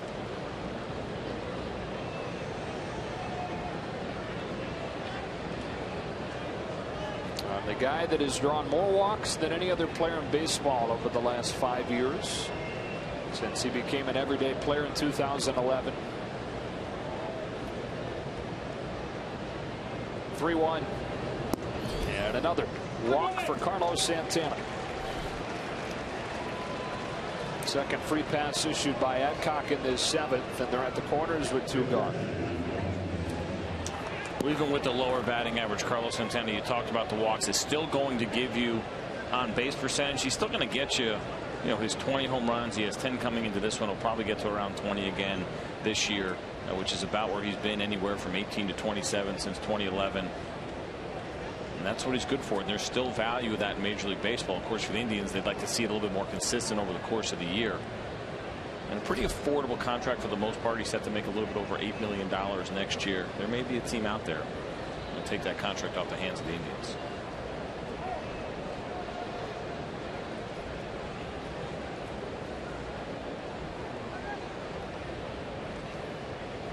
Yan Gomes, the only position player that hasn't reached tonight for Cleveland. Santana takes off from first and will head into second without a throw, with Kipnis looming down at third.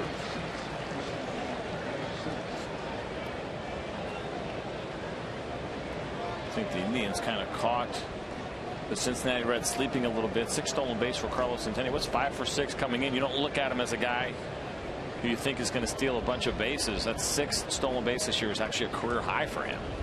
He's never stolen more than 5 in a season. RBI chance for Yan Gomes. A 2-0 count. Bert Badenhop loosening in the Reds bullpen.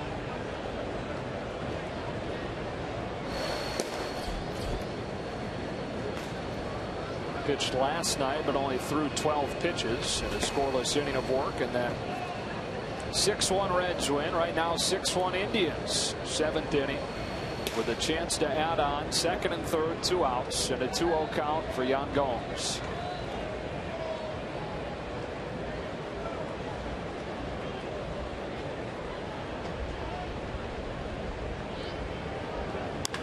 That ball is hammered way back to left field. Yan Gomes into the second deck.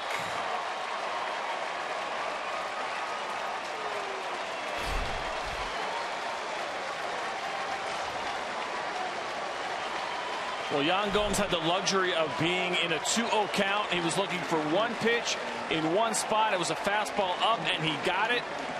And he let it fly all over this fastball down the middle from Nate Adcock. The downside of falling behind and being a single ball pitcher when you have to bring a pitch up doesn't have nearly the life that we saw in those other sinkers that were down. Beautiful swing there by Yan Gomes as he puts it up, like you said, Joe, into that second deck.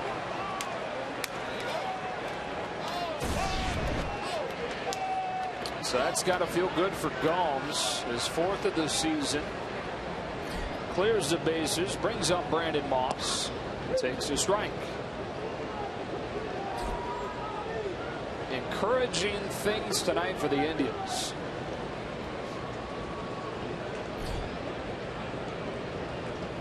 We asked Terry Francona, if we're talking about this team in late September as a contender still, what's happened over the last 2 months? And he said the guys that have hit previously in their careers have started to hit again. And at least in one night, that's been the case. Santana, a couple of doubles. Homers for Gomes and Moss, Brantley. One of the things that Terry Francona does so well is that he doesn't panic. And he doesn't allow his players to panic. He does a great job of keeping the mood loose, and he trusts his guys that have track records. And that's part of what's going on here in Cleveland, is they have to sit back.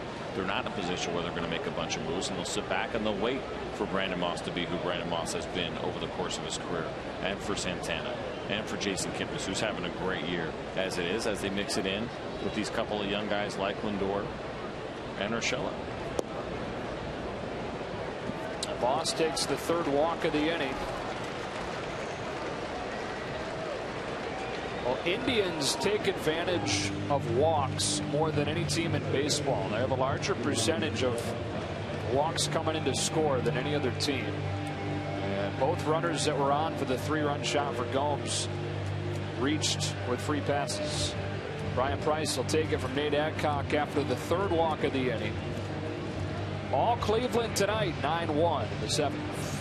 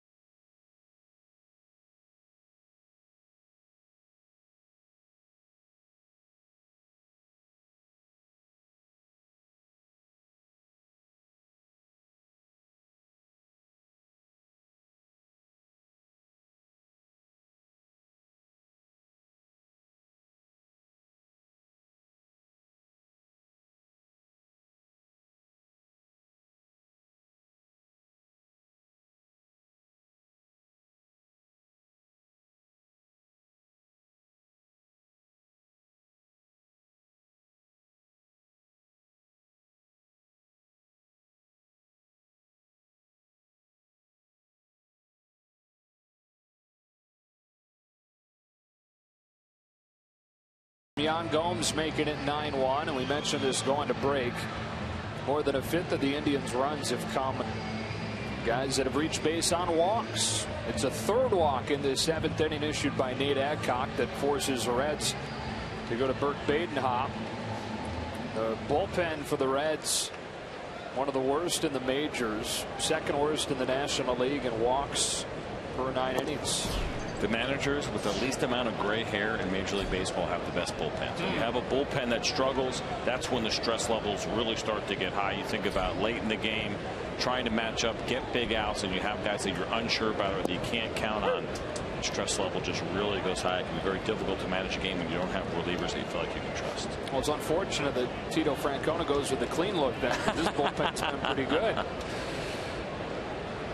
Burke Badenhop to Urshela, who lines one to center. Hamilton runs under it and caps this 7th inning. But Yan Gomes crushes a home run and makes it 9-1 Indians.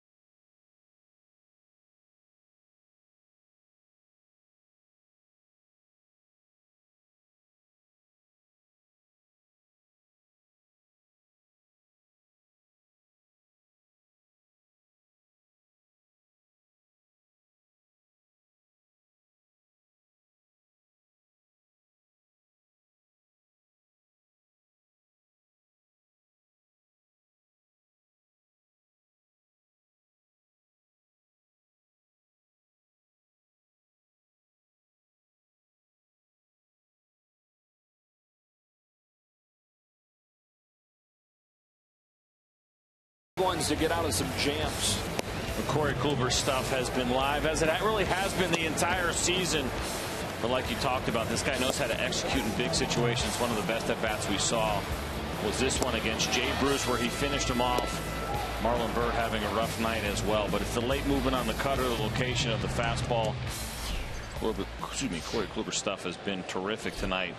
I think it's 9 runs of support. His previous season high was just 5. Run support has been an issue for him the entire season, but not tonight here in Cincinnati. Entering tonight, he had the lowest run support of any pitcher since 1985. Jose De Leon of the Pirates went 2-19 in that 1985 season, getting just over 2 runs of support per game. This 9 spot will certainly help boost up from 2.3 runs per game of support for Kluber.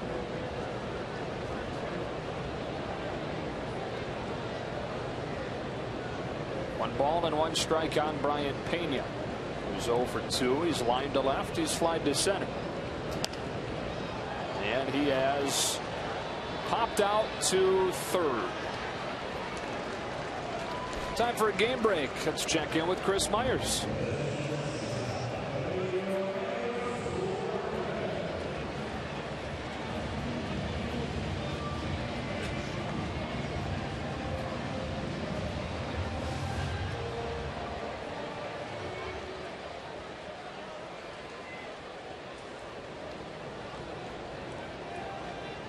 Wow, what an incredible story that is. Eugenio Suarez to the plate now against Kluber. I'd seen some tweets about the no-hitter going into the 7th inning for Lester.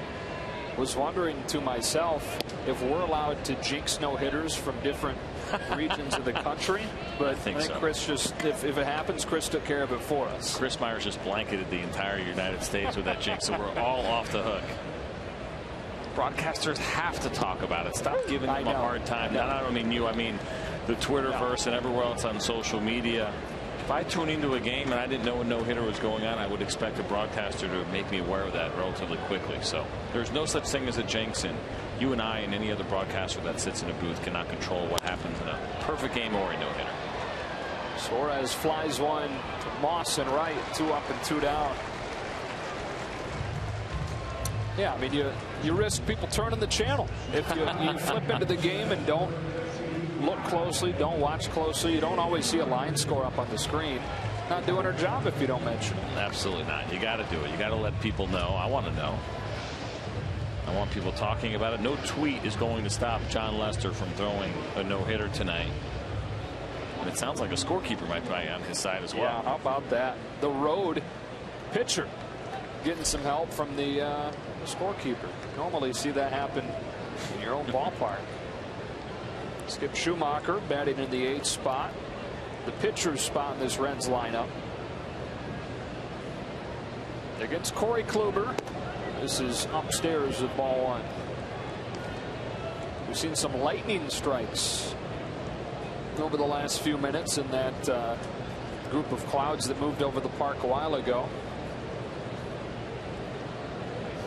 Boy, did they luck out in Cincinnati this week with the weather, with the All-Star game. You know, torrential downpours, bad storms early in the day a couple times during All-Star week, but in each case cleared up when it needed to.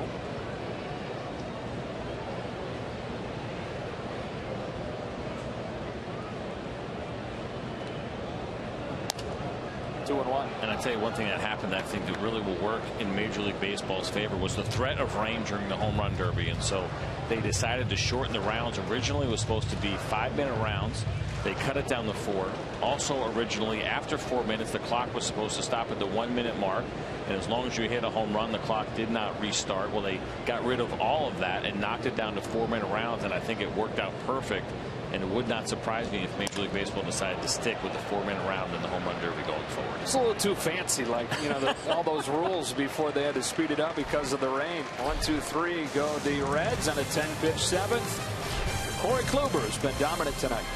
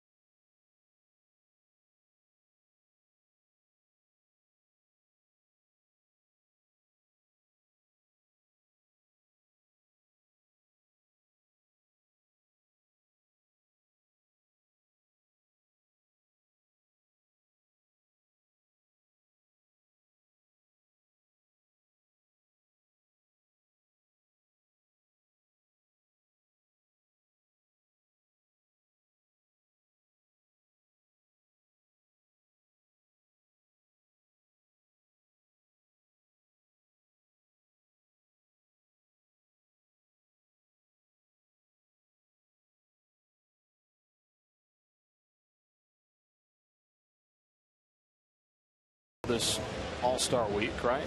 Absolutely. Game Tuesday. What a week it was. All right. Fair enough. It's like people that say they have birthday months. Come on. But you can live with this as All-Star week for another day in Cincinnati, and it's been a great week for this ballpark and for this city, and so many great things prior to the game. How about the 4 living legends honored? Bench and Aaron, Koufax and Mays. It's so cool when Major League Baseball does these kinds of things, and you can get such great players, living legends that they absolutely are. Willie Mays, Koufax, Bench, Hank Aaron. I mean, it's unbelievable, and you see the appreciation for the current players and understanding really what it means to be able to be on the same field as those guys. Absolutely fascinating and a great moment during the All-Star game. Jumbo Diaz. Jumbo is not his real name, but you can see why he was given that name. On for the 26th time this year. He was just called up from AAA yesterday after getting sent down in early June. 8-9-1. Michael Bourne, ball 1. Jumbo's got a great arm, and last year as a 30-year-old rookie kind of broke onto the scene as one of the hardest throwing relievers in Major League Baseball. That fastball averages around 97 miles an hour, just under 97 on his 4-seam fastball. This dude can throw, but he's had some issues. Bourne flies out to left, put away by Bird. And one gone. You know, the question that everybody's asking is, how are you not one of the Cincinnati franchise four? Cincinnati or Detroit, or especially one of the New York Mets franchise four. How do they leave out the all-time ERA champ? I mean, I think with the minimum 5 innings pitch, make sure they throw the disclaimer in there that I am the qualified. The qualifier, right, yeah, right. Of all the Mets that ever took the mound. I do have the lowest ERA in my 5 1/3 or 5 2/3 innings that I pitched for them in 2001. I was a little bit discouraged. The Reds, of course, I spent all of, I don't know, 6 weeks here in 1995. I was their first pick in '94. They quickly shipped me out for David Wells, a trade that ultimately they won a division that year. David Wells was an integral part of that as well. But no love for me. Maybe in a few years, maybe I can get on the Fox Sports 1 Final Four franchise. Even then, though, okay, we had too many good analysts. Yeah. So, I mean, basically, you won him that division title. That's why I look at David Wells. I mean, I really can't see how you could shape it any other way. It all started here for you. You're their native son. It was a good team. 1995. Deion Sanders in center. Ron Gant. Reggie Sanders, really good outfield. Barry Larkin, of course, playing shortstop. Benito Santiago behind the plate. Brett Boone, Hal Morris. Eddie Taubensee was also a catcher on that team. Damon Berryhill. Jose Rio. It was a fun team and a good one. My first experience in the major leagues. And for 9 games, C.J. Nitkowski. That's right. I like to forget about 6 of them.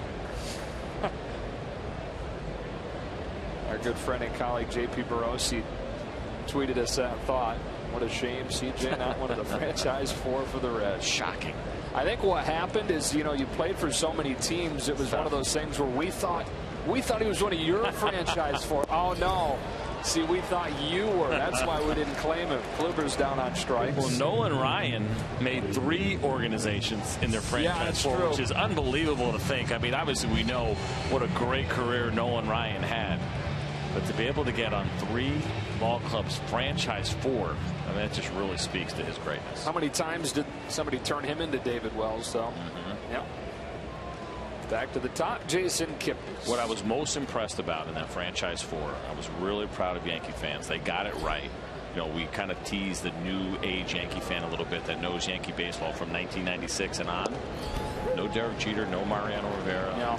They go Mantle, Gehrig, Ruth, DiMaggio, and they got it right. That's absolutely right. And good for Yankee fans doing a really nice job voting for their franchise four. And that's not to take anything away from Derek Jeter or anybody else, but those guys were the 4 best Yankees of all time. Kipnis cracks his bat on a base hit. 10th hit of the night for Cleveland. It's Kipnis' second, and it keeps his 8th inning alive. Zach Mizell, one of the beat writers for the Indians, tweeted a moment ago that the last time the Indians played at 9 or more was May 27th, and the last time they did it for Corey Kluber, May of last year. Well, it's been a while as we see this Jason Kipnis at bat, and when you're having a good year, the batting average up to 324 now after that base hit. You get some of those that fall in as well. Jason Kipnis has hit the ball hard a lot this year, but to have that high batting average, a couple of those have to fall in as well.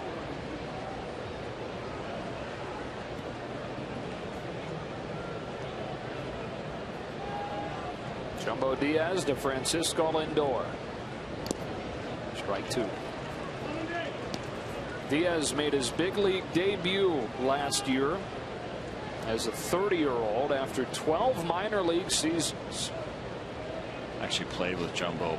The very last pitch I ever threw playing professionally was in the Dominican, playing for the Toros del Este with Jumbo in the Dominican Republic. Who didn't you play with? Name a country. And where didn't you play? Taiwan, I did not get under my belt. Right. Korea, Japan, the Dominican, no Venezuela either. But for the most part, I got the rest of them covered. Keep doing that long toss with your son, and Taiwan's not out of the question. It's a sad day in the Nikowski house when your 15-year-old son can long toss further than you can. And that's unfortunately the part of my life that I've just entered. This summer, I just found out. Happy for him, not so happy for me.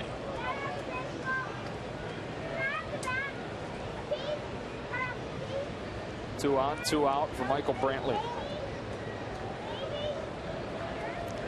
We had a 3-run home run in the first inning. It's one of 3 home runs tonight for an Indians team that on the season is 3rd to last in the American League in home runs.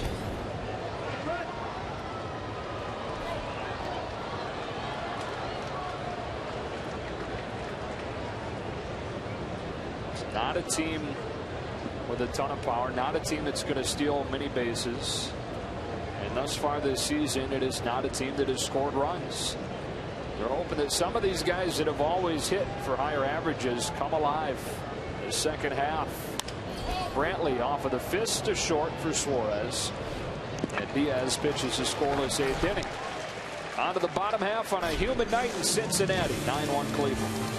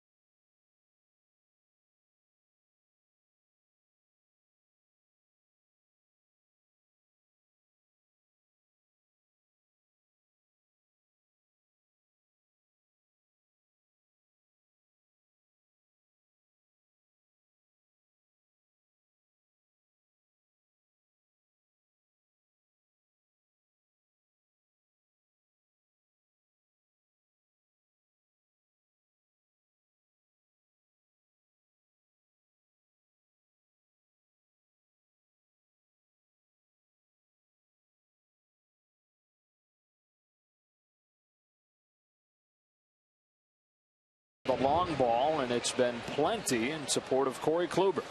When Chris Antonetti and Mark Shapiro put this team together, these were the kind of nights that they imagined seeing, and seeing them pretty consistently. The power, the great pitching of Corey Kluber. Of course, it has not happened as much as they would have liked over the course of this 2015 season, but these are the kind of nights that give this organization hope. Kind of what could have been as well if they could have gotten it a little bit more.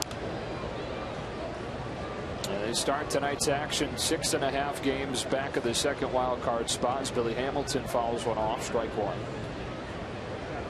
Every team with at least 40 wins in the American League. Only Kansas City coming into today had more than 50. And for only the second time ever, every team begins the second half within 8 games of a playoff spot. 1958, the only other time. The parity in Major League Baseball, I think, is alive and well. We're seeing it. It doesn't make the trading deadline nearly as fun, or makes it a little bit more difficult. General managers have to work harder, but it's great for fan bases. You feel like your team is in it a lot longer. The second wild card certainly helps as well, but I think smarter front offices, smarter decisions, smarter ways that we look at players and how we evaluate them has gotten us to this point where there are more teams in it a lot deeper into the year. Lindor for the first out. Time for a game break. Chris Myers, do you have an update on that Lester no-hitter?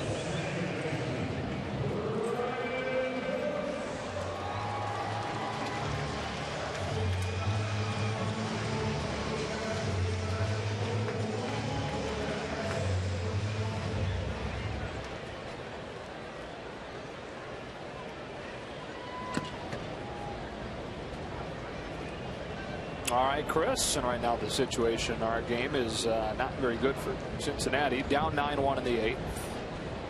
Corey Kluber's still going. Brandon Phillips said a good night, 2 for 3. Does that mean you and I take it to the house, or what? I guess we head out. Let's go get a steak. Before the rain comes. Yeah, because I didn't bring an umbrella, so.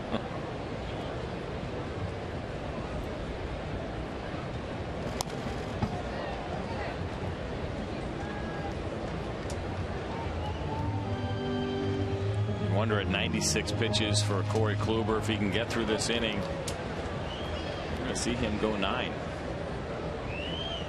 Certainly possible.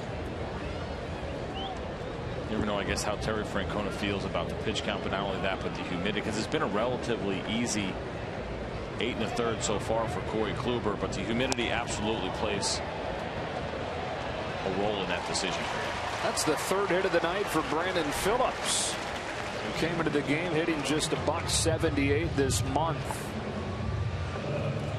Well, if we're checking in with Chris Myers again already, I wonder if there's bad news for John Lester. Chris.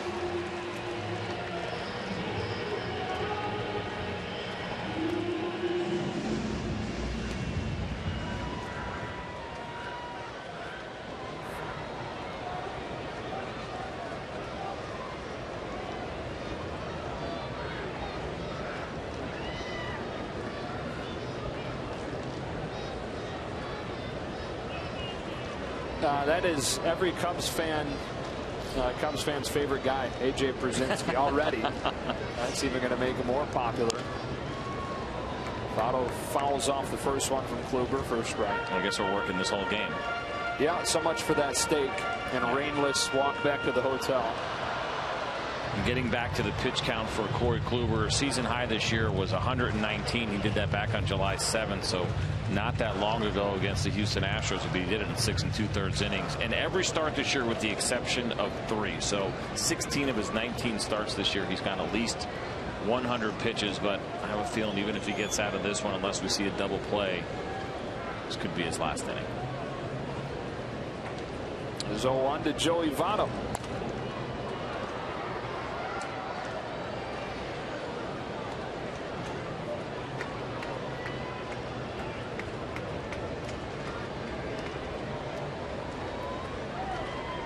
Jack Wilkinson is the scorer's name in Atlanta.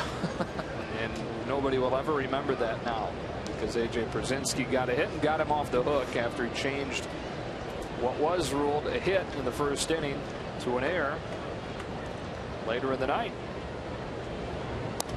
A little emergency swing right there from Joey Votto, and Cody Allen is up in the Cleveland Indians bullpen, and he is their closer, and he's having a good year.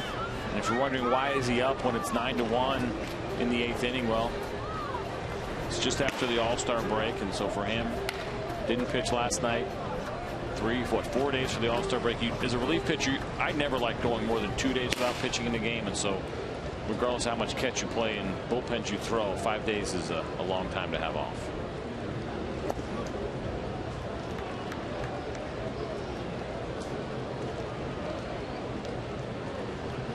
Corey Kluber used his All-Star break to go down to his place in Jacksonville, spend some time at the beach, recharging the batteries. Born in Birmingham, Alabama, moved to Texas when he was just a few years old. Now makes his home in Florida. His 1-2 outside Novato, and it evens up in a 9-1 game here in the 8th. He tries to backdoor cutter there to finish Joey Votto, but misses it up. Going back to Cody Allen real quick. Last game he pitched was July 10th, so this would have been his 8th day off.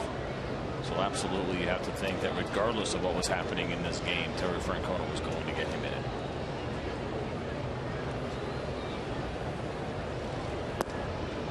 Votto's had some really good at-bats against Kluber tonight. 3 hits, double, single, single, not been retired yet.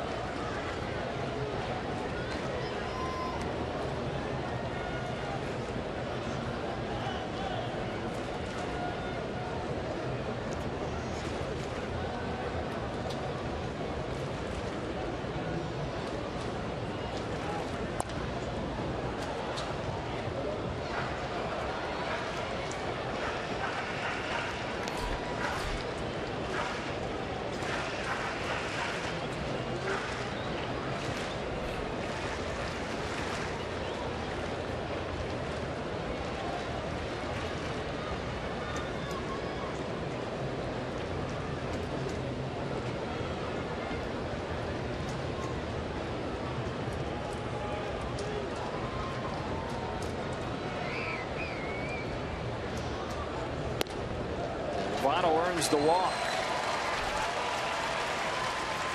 So he's reached all 4 times against Kluber tonight, who now has thrown 105 pitches. Todd Frazier comes up with 1 away. Well, great at bat by Joey Votto, and you know Terry Francona would like to have Corey Kluber finish this inning. He would love to give Cody Allen a cleaning as well. But as he starts to get up there now in pitch count, I got to imagine this might be his last hitter. Jay Bruce is on deck if he does come to the plate. Could be another epic at bat. It was a great one last time Bruce came to the plate against Kluber, but certainly Tito and Kluber would like to see this inning end right here with Frazier. He's 0 for 3 tonight and hitless in 8 at-bats in this series. You think about trying to generate that ground ball, get that double play to get out of this inning. We saw the first pitch cutter there. 2-seam fastball is the ideal pitch to get that ground ball. We haven't seen very many ground balls from Corey Kluber tonight. It's been mostly pop-ups. To go with the 5 strikeouts, but the 2-seamer down is the pitch that usually is going to generate that ground ball. Cue everybody freaking out that Todd Frazier messed up his swing in the home run derby with his 0 for 8 start following the All-Star break. Read an article that cited a research project that a professor and a student had done a few years ago about that phenomenon. And what they discovered was that it's nothing that happens within the home run derby that leads to the bad second halves following for guys that are in it. It's a matter of the fact that the guys that are in the home run derby played above their heads in the first half, and so the numbers in the second half are more regression to the mean than they are the guys struggling because they took too many cuts swinging for the fences in the derby. Yeah, and that makes a lot of sense, and I think that makes a ton more sense than a guy forgetting how to hit. Yeah, the guys don't forget how to hit. They don't forget what their swing is like in a matter of 2 days. You don't make those kind of changes. You can't go into a funk that fast, and that's a much more logical and reasonable explanation for what we have seen from some home run derby champs that have struggled in the second half. So fear not, Cincinnati, for Todd Frazier, who waits on a 2-1 and lifts a fly ball to center. Bourne with room. Boy, if he hadn't been in the home run derby, he probably would have hit that out Tuesday or Monday night. Runners advance on the long fly ball, and second and third with 2 gone.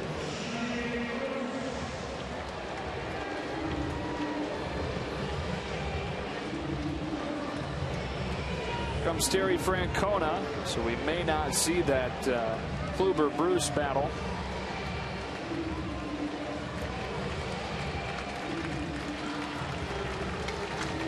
Another excellent start from the reigning Cy Young Award winner, Corey Kluber, 7 2/3.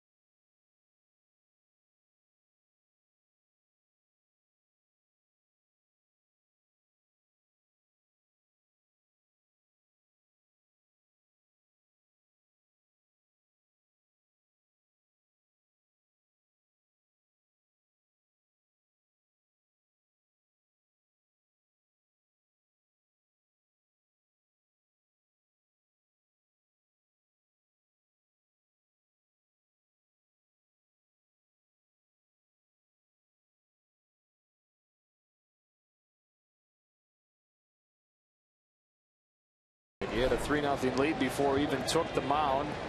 Leaves with a 9-1 lead. He's responsible for the men at second and third, but 7 2/3, really impressive innings for him tonight. He threw the ball really well. The strikeouts may be a little bit low for what we're used to seeing from Corey Kluber, but for him to get that big lead early on, the 3 runs in the first inning, something to work with. We talked about Phillips and Joey Votto going 6 for 7. The rest of the Reds lineup 1 for 21 against Corey Kluber. Jay Bruce sees Kluber well. 5 for 9 against him in his career. Now has to deal with Cody Allen instead, who hasn't given up a run since May 24th. 19 consecutive outings. And when this stretch began, he had an ERA above 6. Down around 3 now. Zips one in, pop in the mid at 94. 1 ball, 1 strike.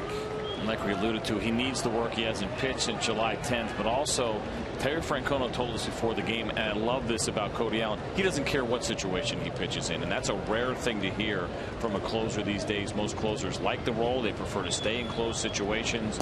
Late in the game, up by 3, a chance to get a save. For Cody Allen, it doesn't matter.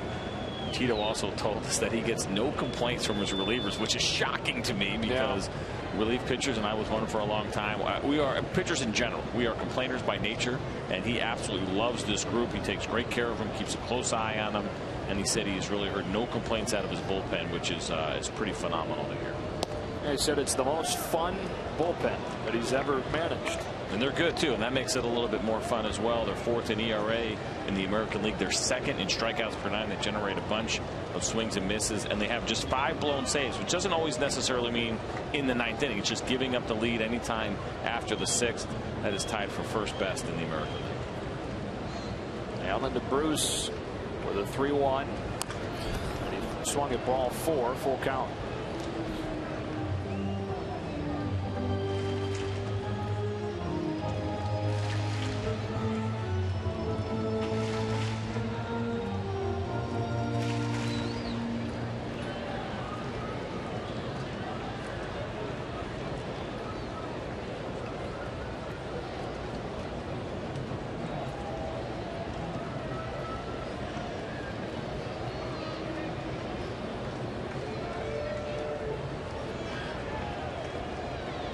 Second and third, 2 out, and a 3-2 from Allen to Jay Bruce. Do it again.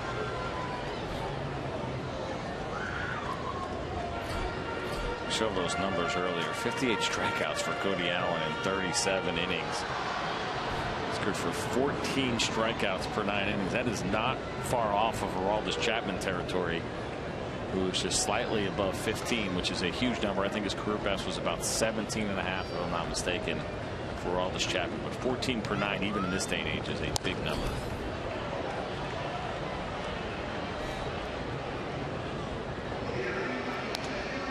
Mentioned it earlier. Indians pitchers lead the majors by a pretty wide margin in strikeouts per 9 innings.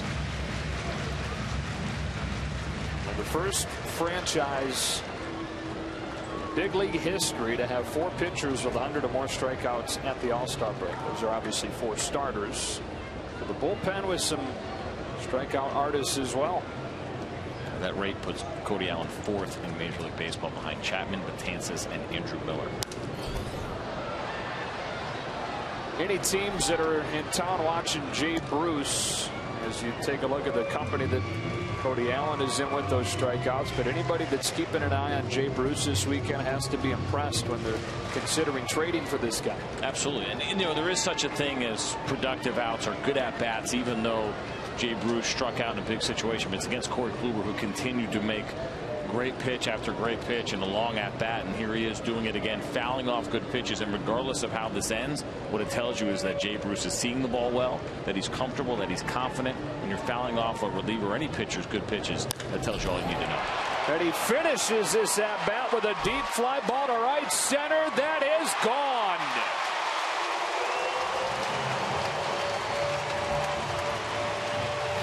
Well, obviously that's the better result you'd love to have during a good at bat, and Jay Bruce has put a bunch of good at bats together.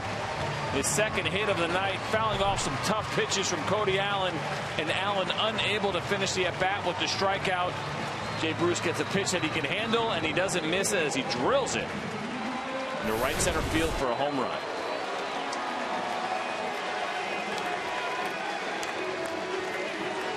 You see the slow motion replay of that fastball right down the middle. You see the head stay on the ball. Great balance in the swing. Just 2 rows deep, or 1.5 rows deep here. Great American Ballpark. Not the biggest of ballparks, but it is a home run nonetheless. Only Yankee Stadium has seen more home runs over the last few seasons. As Marlon Byrd fouls one off for strike 1. Jay Bruce, home run number 14. His average is at its highest mark since the first day of the season, when he went 1 for 2.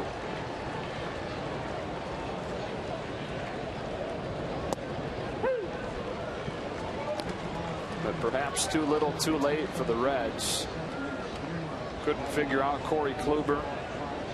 Threatened a couple of times, couldn't cash in. Cleveland has hammered 3 home runs of its own and leads 9-4. The 1-2 count on Marlon Byrd. And unfortunately, 2 of those runs, the Phillips and Votto at bats, the base hit and the walk, those runs scored and will get charged to Corey Kluber. So it's 7 2/3 and 3 earned runs for Kluber tonight. But he cares about one thing, and that's the Indians finishing this off and getting the win. Byrd with a soft fly ball to center. Bourne is there. That does it for the Reds in the 8th. And Jay Bruce with an impressive at bat that finishes with a home run.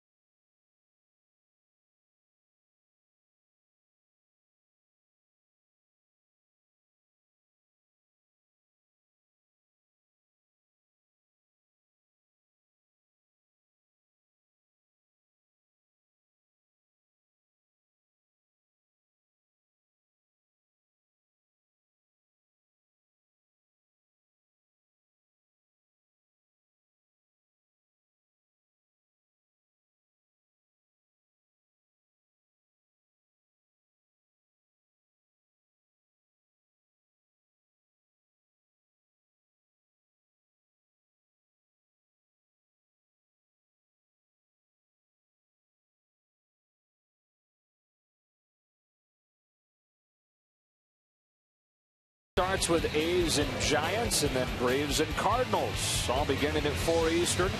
Streaming live on Fox Sports Go and airing on Fox Sports 1. Back in Cincinnati in a game that's been dominated by Cleveland. Fifth Reds pitcher is Pedro Villarreal, trying to keep it a 9-4 game and give the Reds a bit of hope going into the ninth. He's on for the 12th time, and this is rookie season. I beg your pardon, in his 4th season, but he's up for the 3rd time this year.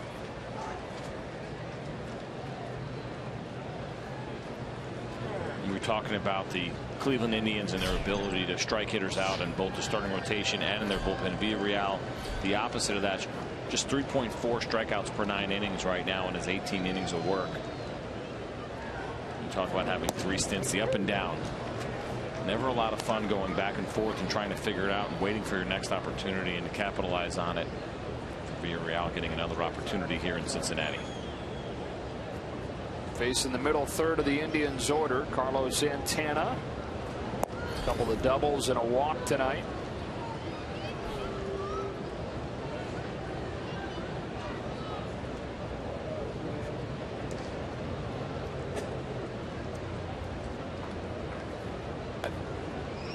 Here's a 1-1.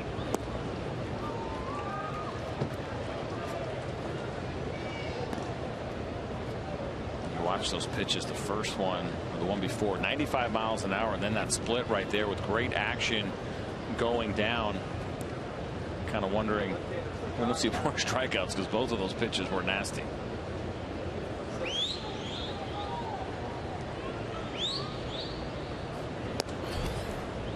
We ripped a nail off of his ring finger on his throwing hand in the bullpen door during spring training. And so missed time because of that, and then started the season in the minors. That's a tough one to swallow. Oof.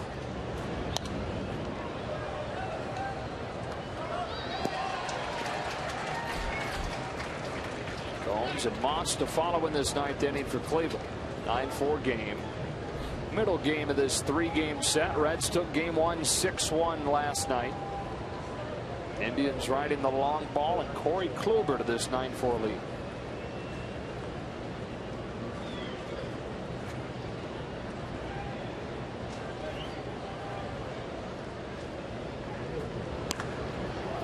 A missile foul.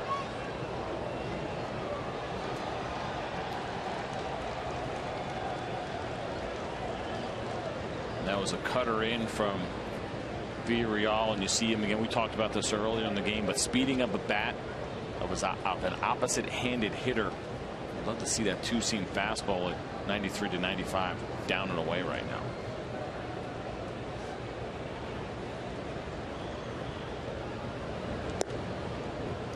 A little bit up, downside. Count goes full on Santana.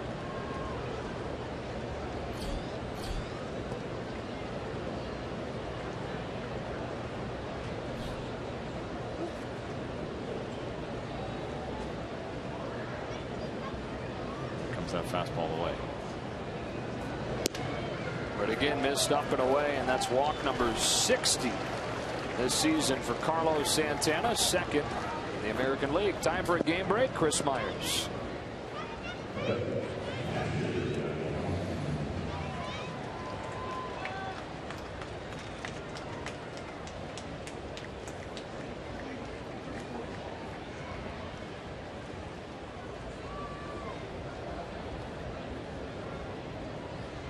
Boy, the Orioles could really use Chris Tillman to be the guy that was so good down the stretch last year. They've absolutely missed 2014 Chris Tillman this year. Surprisingly, Ubaldo Jimenez has stepped in and done a pretty good job for the Baltimore Orioles, but it's the consistency of that rotation right now that slowed them down just a little bit as they try to get things figured out and try to make a run in that division.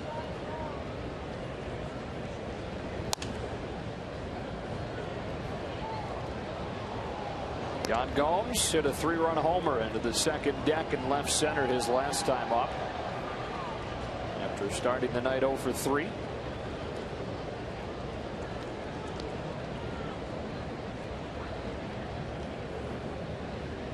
First Brazilian-born player in Major League history. His family moved to Miami when he was 12.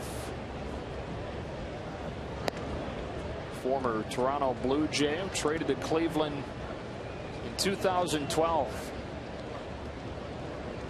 Now in his 4th big league season.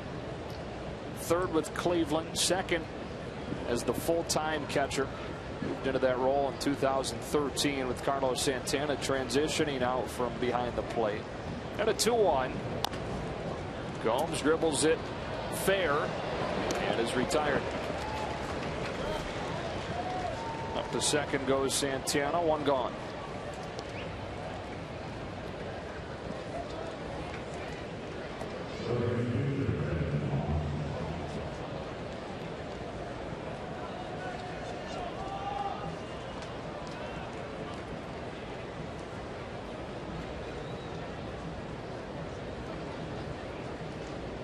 Brandon Moss hit a 2-run home run back in the 3rd tonight.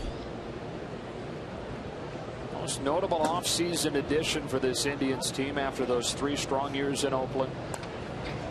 And he has done what he does. Homer, strike out a lot this year. They'd like to see the average a touch higher. Came into the game 217. And they'd like to see him be especially better in big situations. One of the worst runners in scoring position hitters in baseball this year. But he has provided the home runs, 15 this year. Certainly an opportunity here with a runner in scoring position. When you talk about that average coming into tonight's game, hitting just 181 in those situations. And we had the conversation with Brian Price, and I've had this conversation with a lot of managers and coaches around baseball, always wondering what everyone's theory is on hitting with runners in scoring position. And when you see guys that struggle, is it because they're not clutch? Is it because they tighten up? Or, you know, is it just luck? Is it just kind of circumstance or happenstance with guys that don't perform well? And Brian kind of felt like just in general with guys, it's about being able to be yourself and not tightening up. You're not going to get better in a big situation. You're just not going to be the guy that gets worse.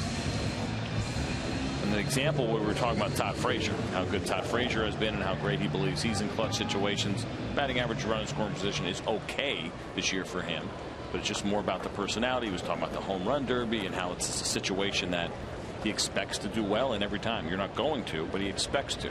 I think that's the difference between a clutch player and someone who's not. Giovanni Urshela with a runner at second and 2 outs. Good to see Urshela stay in the game after he was hit squarely on that left forearm, which it looks like, does he have that taped up now? It looks like it. Ready to call the plays. It's quarterback. Yeah.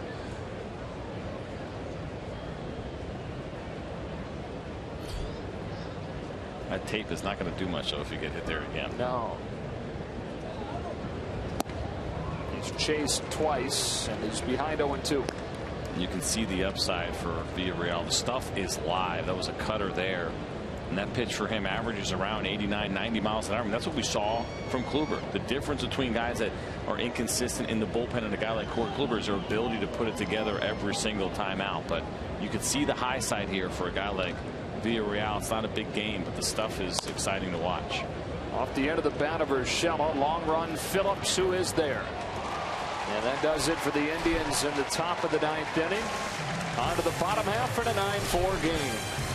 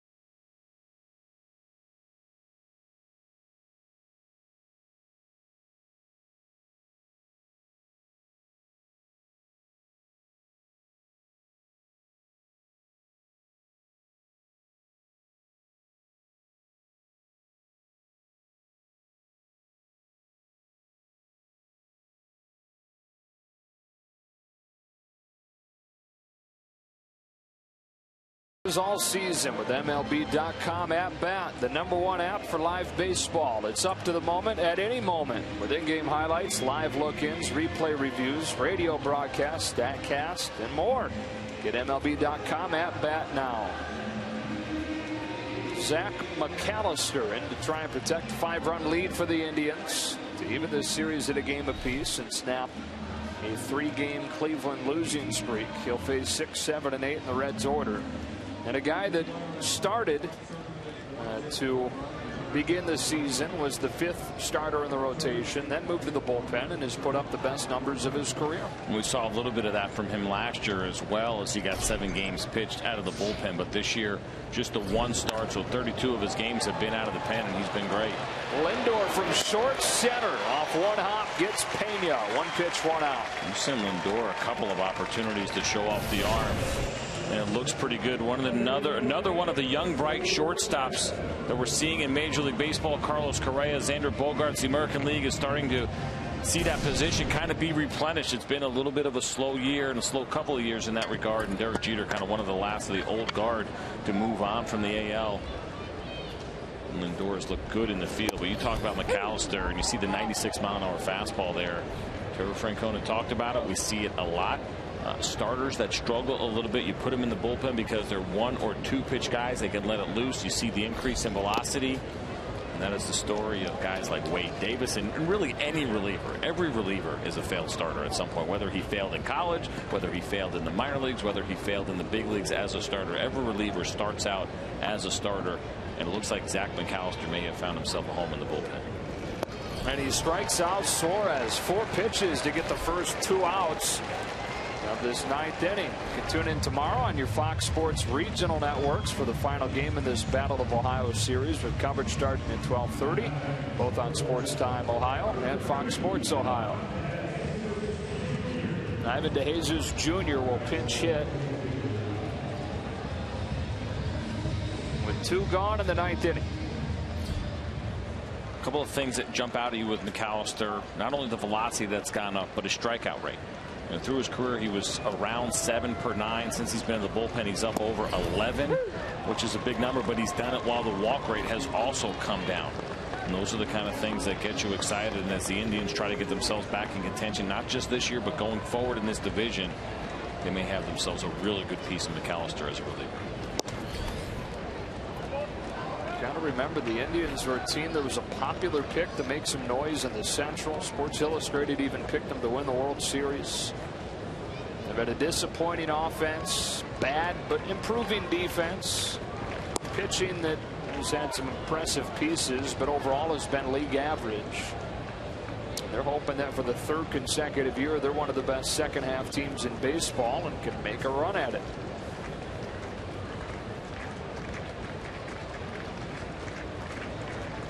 Two-one to DeJesus. 2-2. Oh, almost a great play by a young fan. He still gets the ball, but he tried to backhand that liner in the 4th row just over the Reds dugout. Popped out of his glove, bounced into the dugout. Let's see if we can see this play here. You got to be quick. Make sure you're paying attention. Bring your glove. He's up. It's in the glove. It's out of the glove and into the stands, or excuse me, into the dugout. But somebody nice enough down there to give it to him. He still comes away. I'd give it to somebody else since he dropped it. Yeah. How about you? Base hit or E10. That's how you learn the hard way. Yeah. McAllister trying to work a 1-2-3 9th inning to finish off what Corey Kluber started. Cody Allen bridged.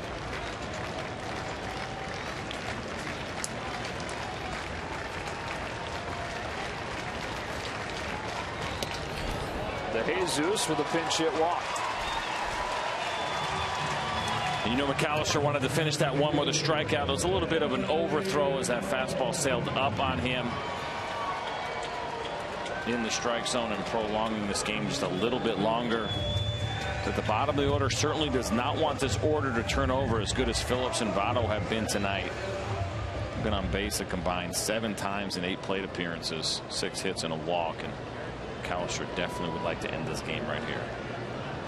Hamilton hitless tonight. Takes ball 1.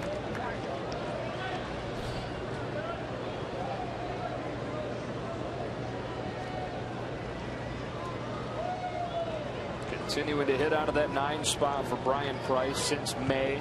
They moved him down from the leadoff spot. There's a strike as DeJesus takes second. The fielder's indifference.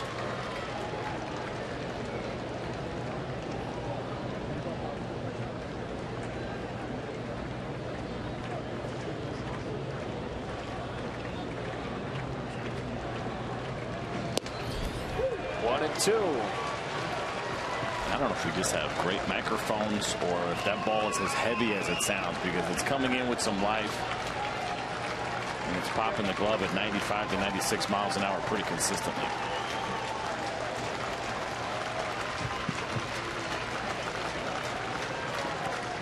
McAllister wraps one around the plate. 2-2. You can hear the Indians fans that have made the trip downstate. They wanted that to finish the game. And he's looking for that backdoor slider, the one that's a ball the whole way and just kind of catches the outside, but home plate umpire Brian O'Nora says no, that one never did catch the plate. So McAllister will try again on a 2-2 to Billy Hamilton. Popped up. Lindor goes out. Bird comes on, and it's Brantley, beg your pardon, making the catch to finish it off in a 9-4. Indians win. That does it for us in Cincinnati. Now to Fox Sports.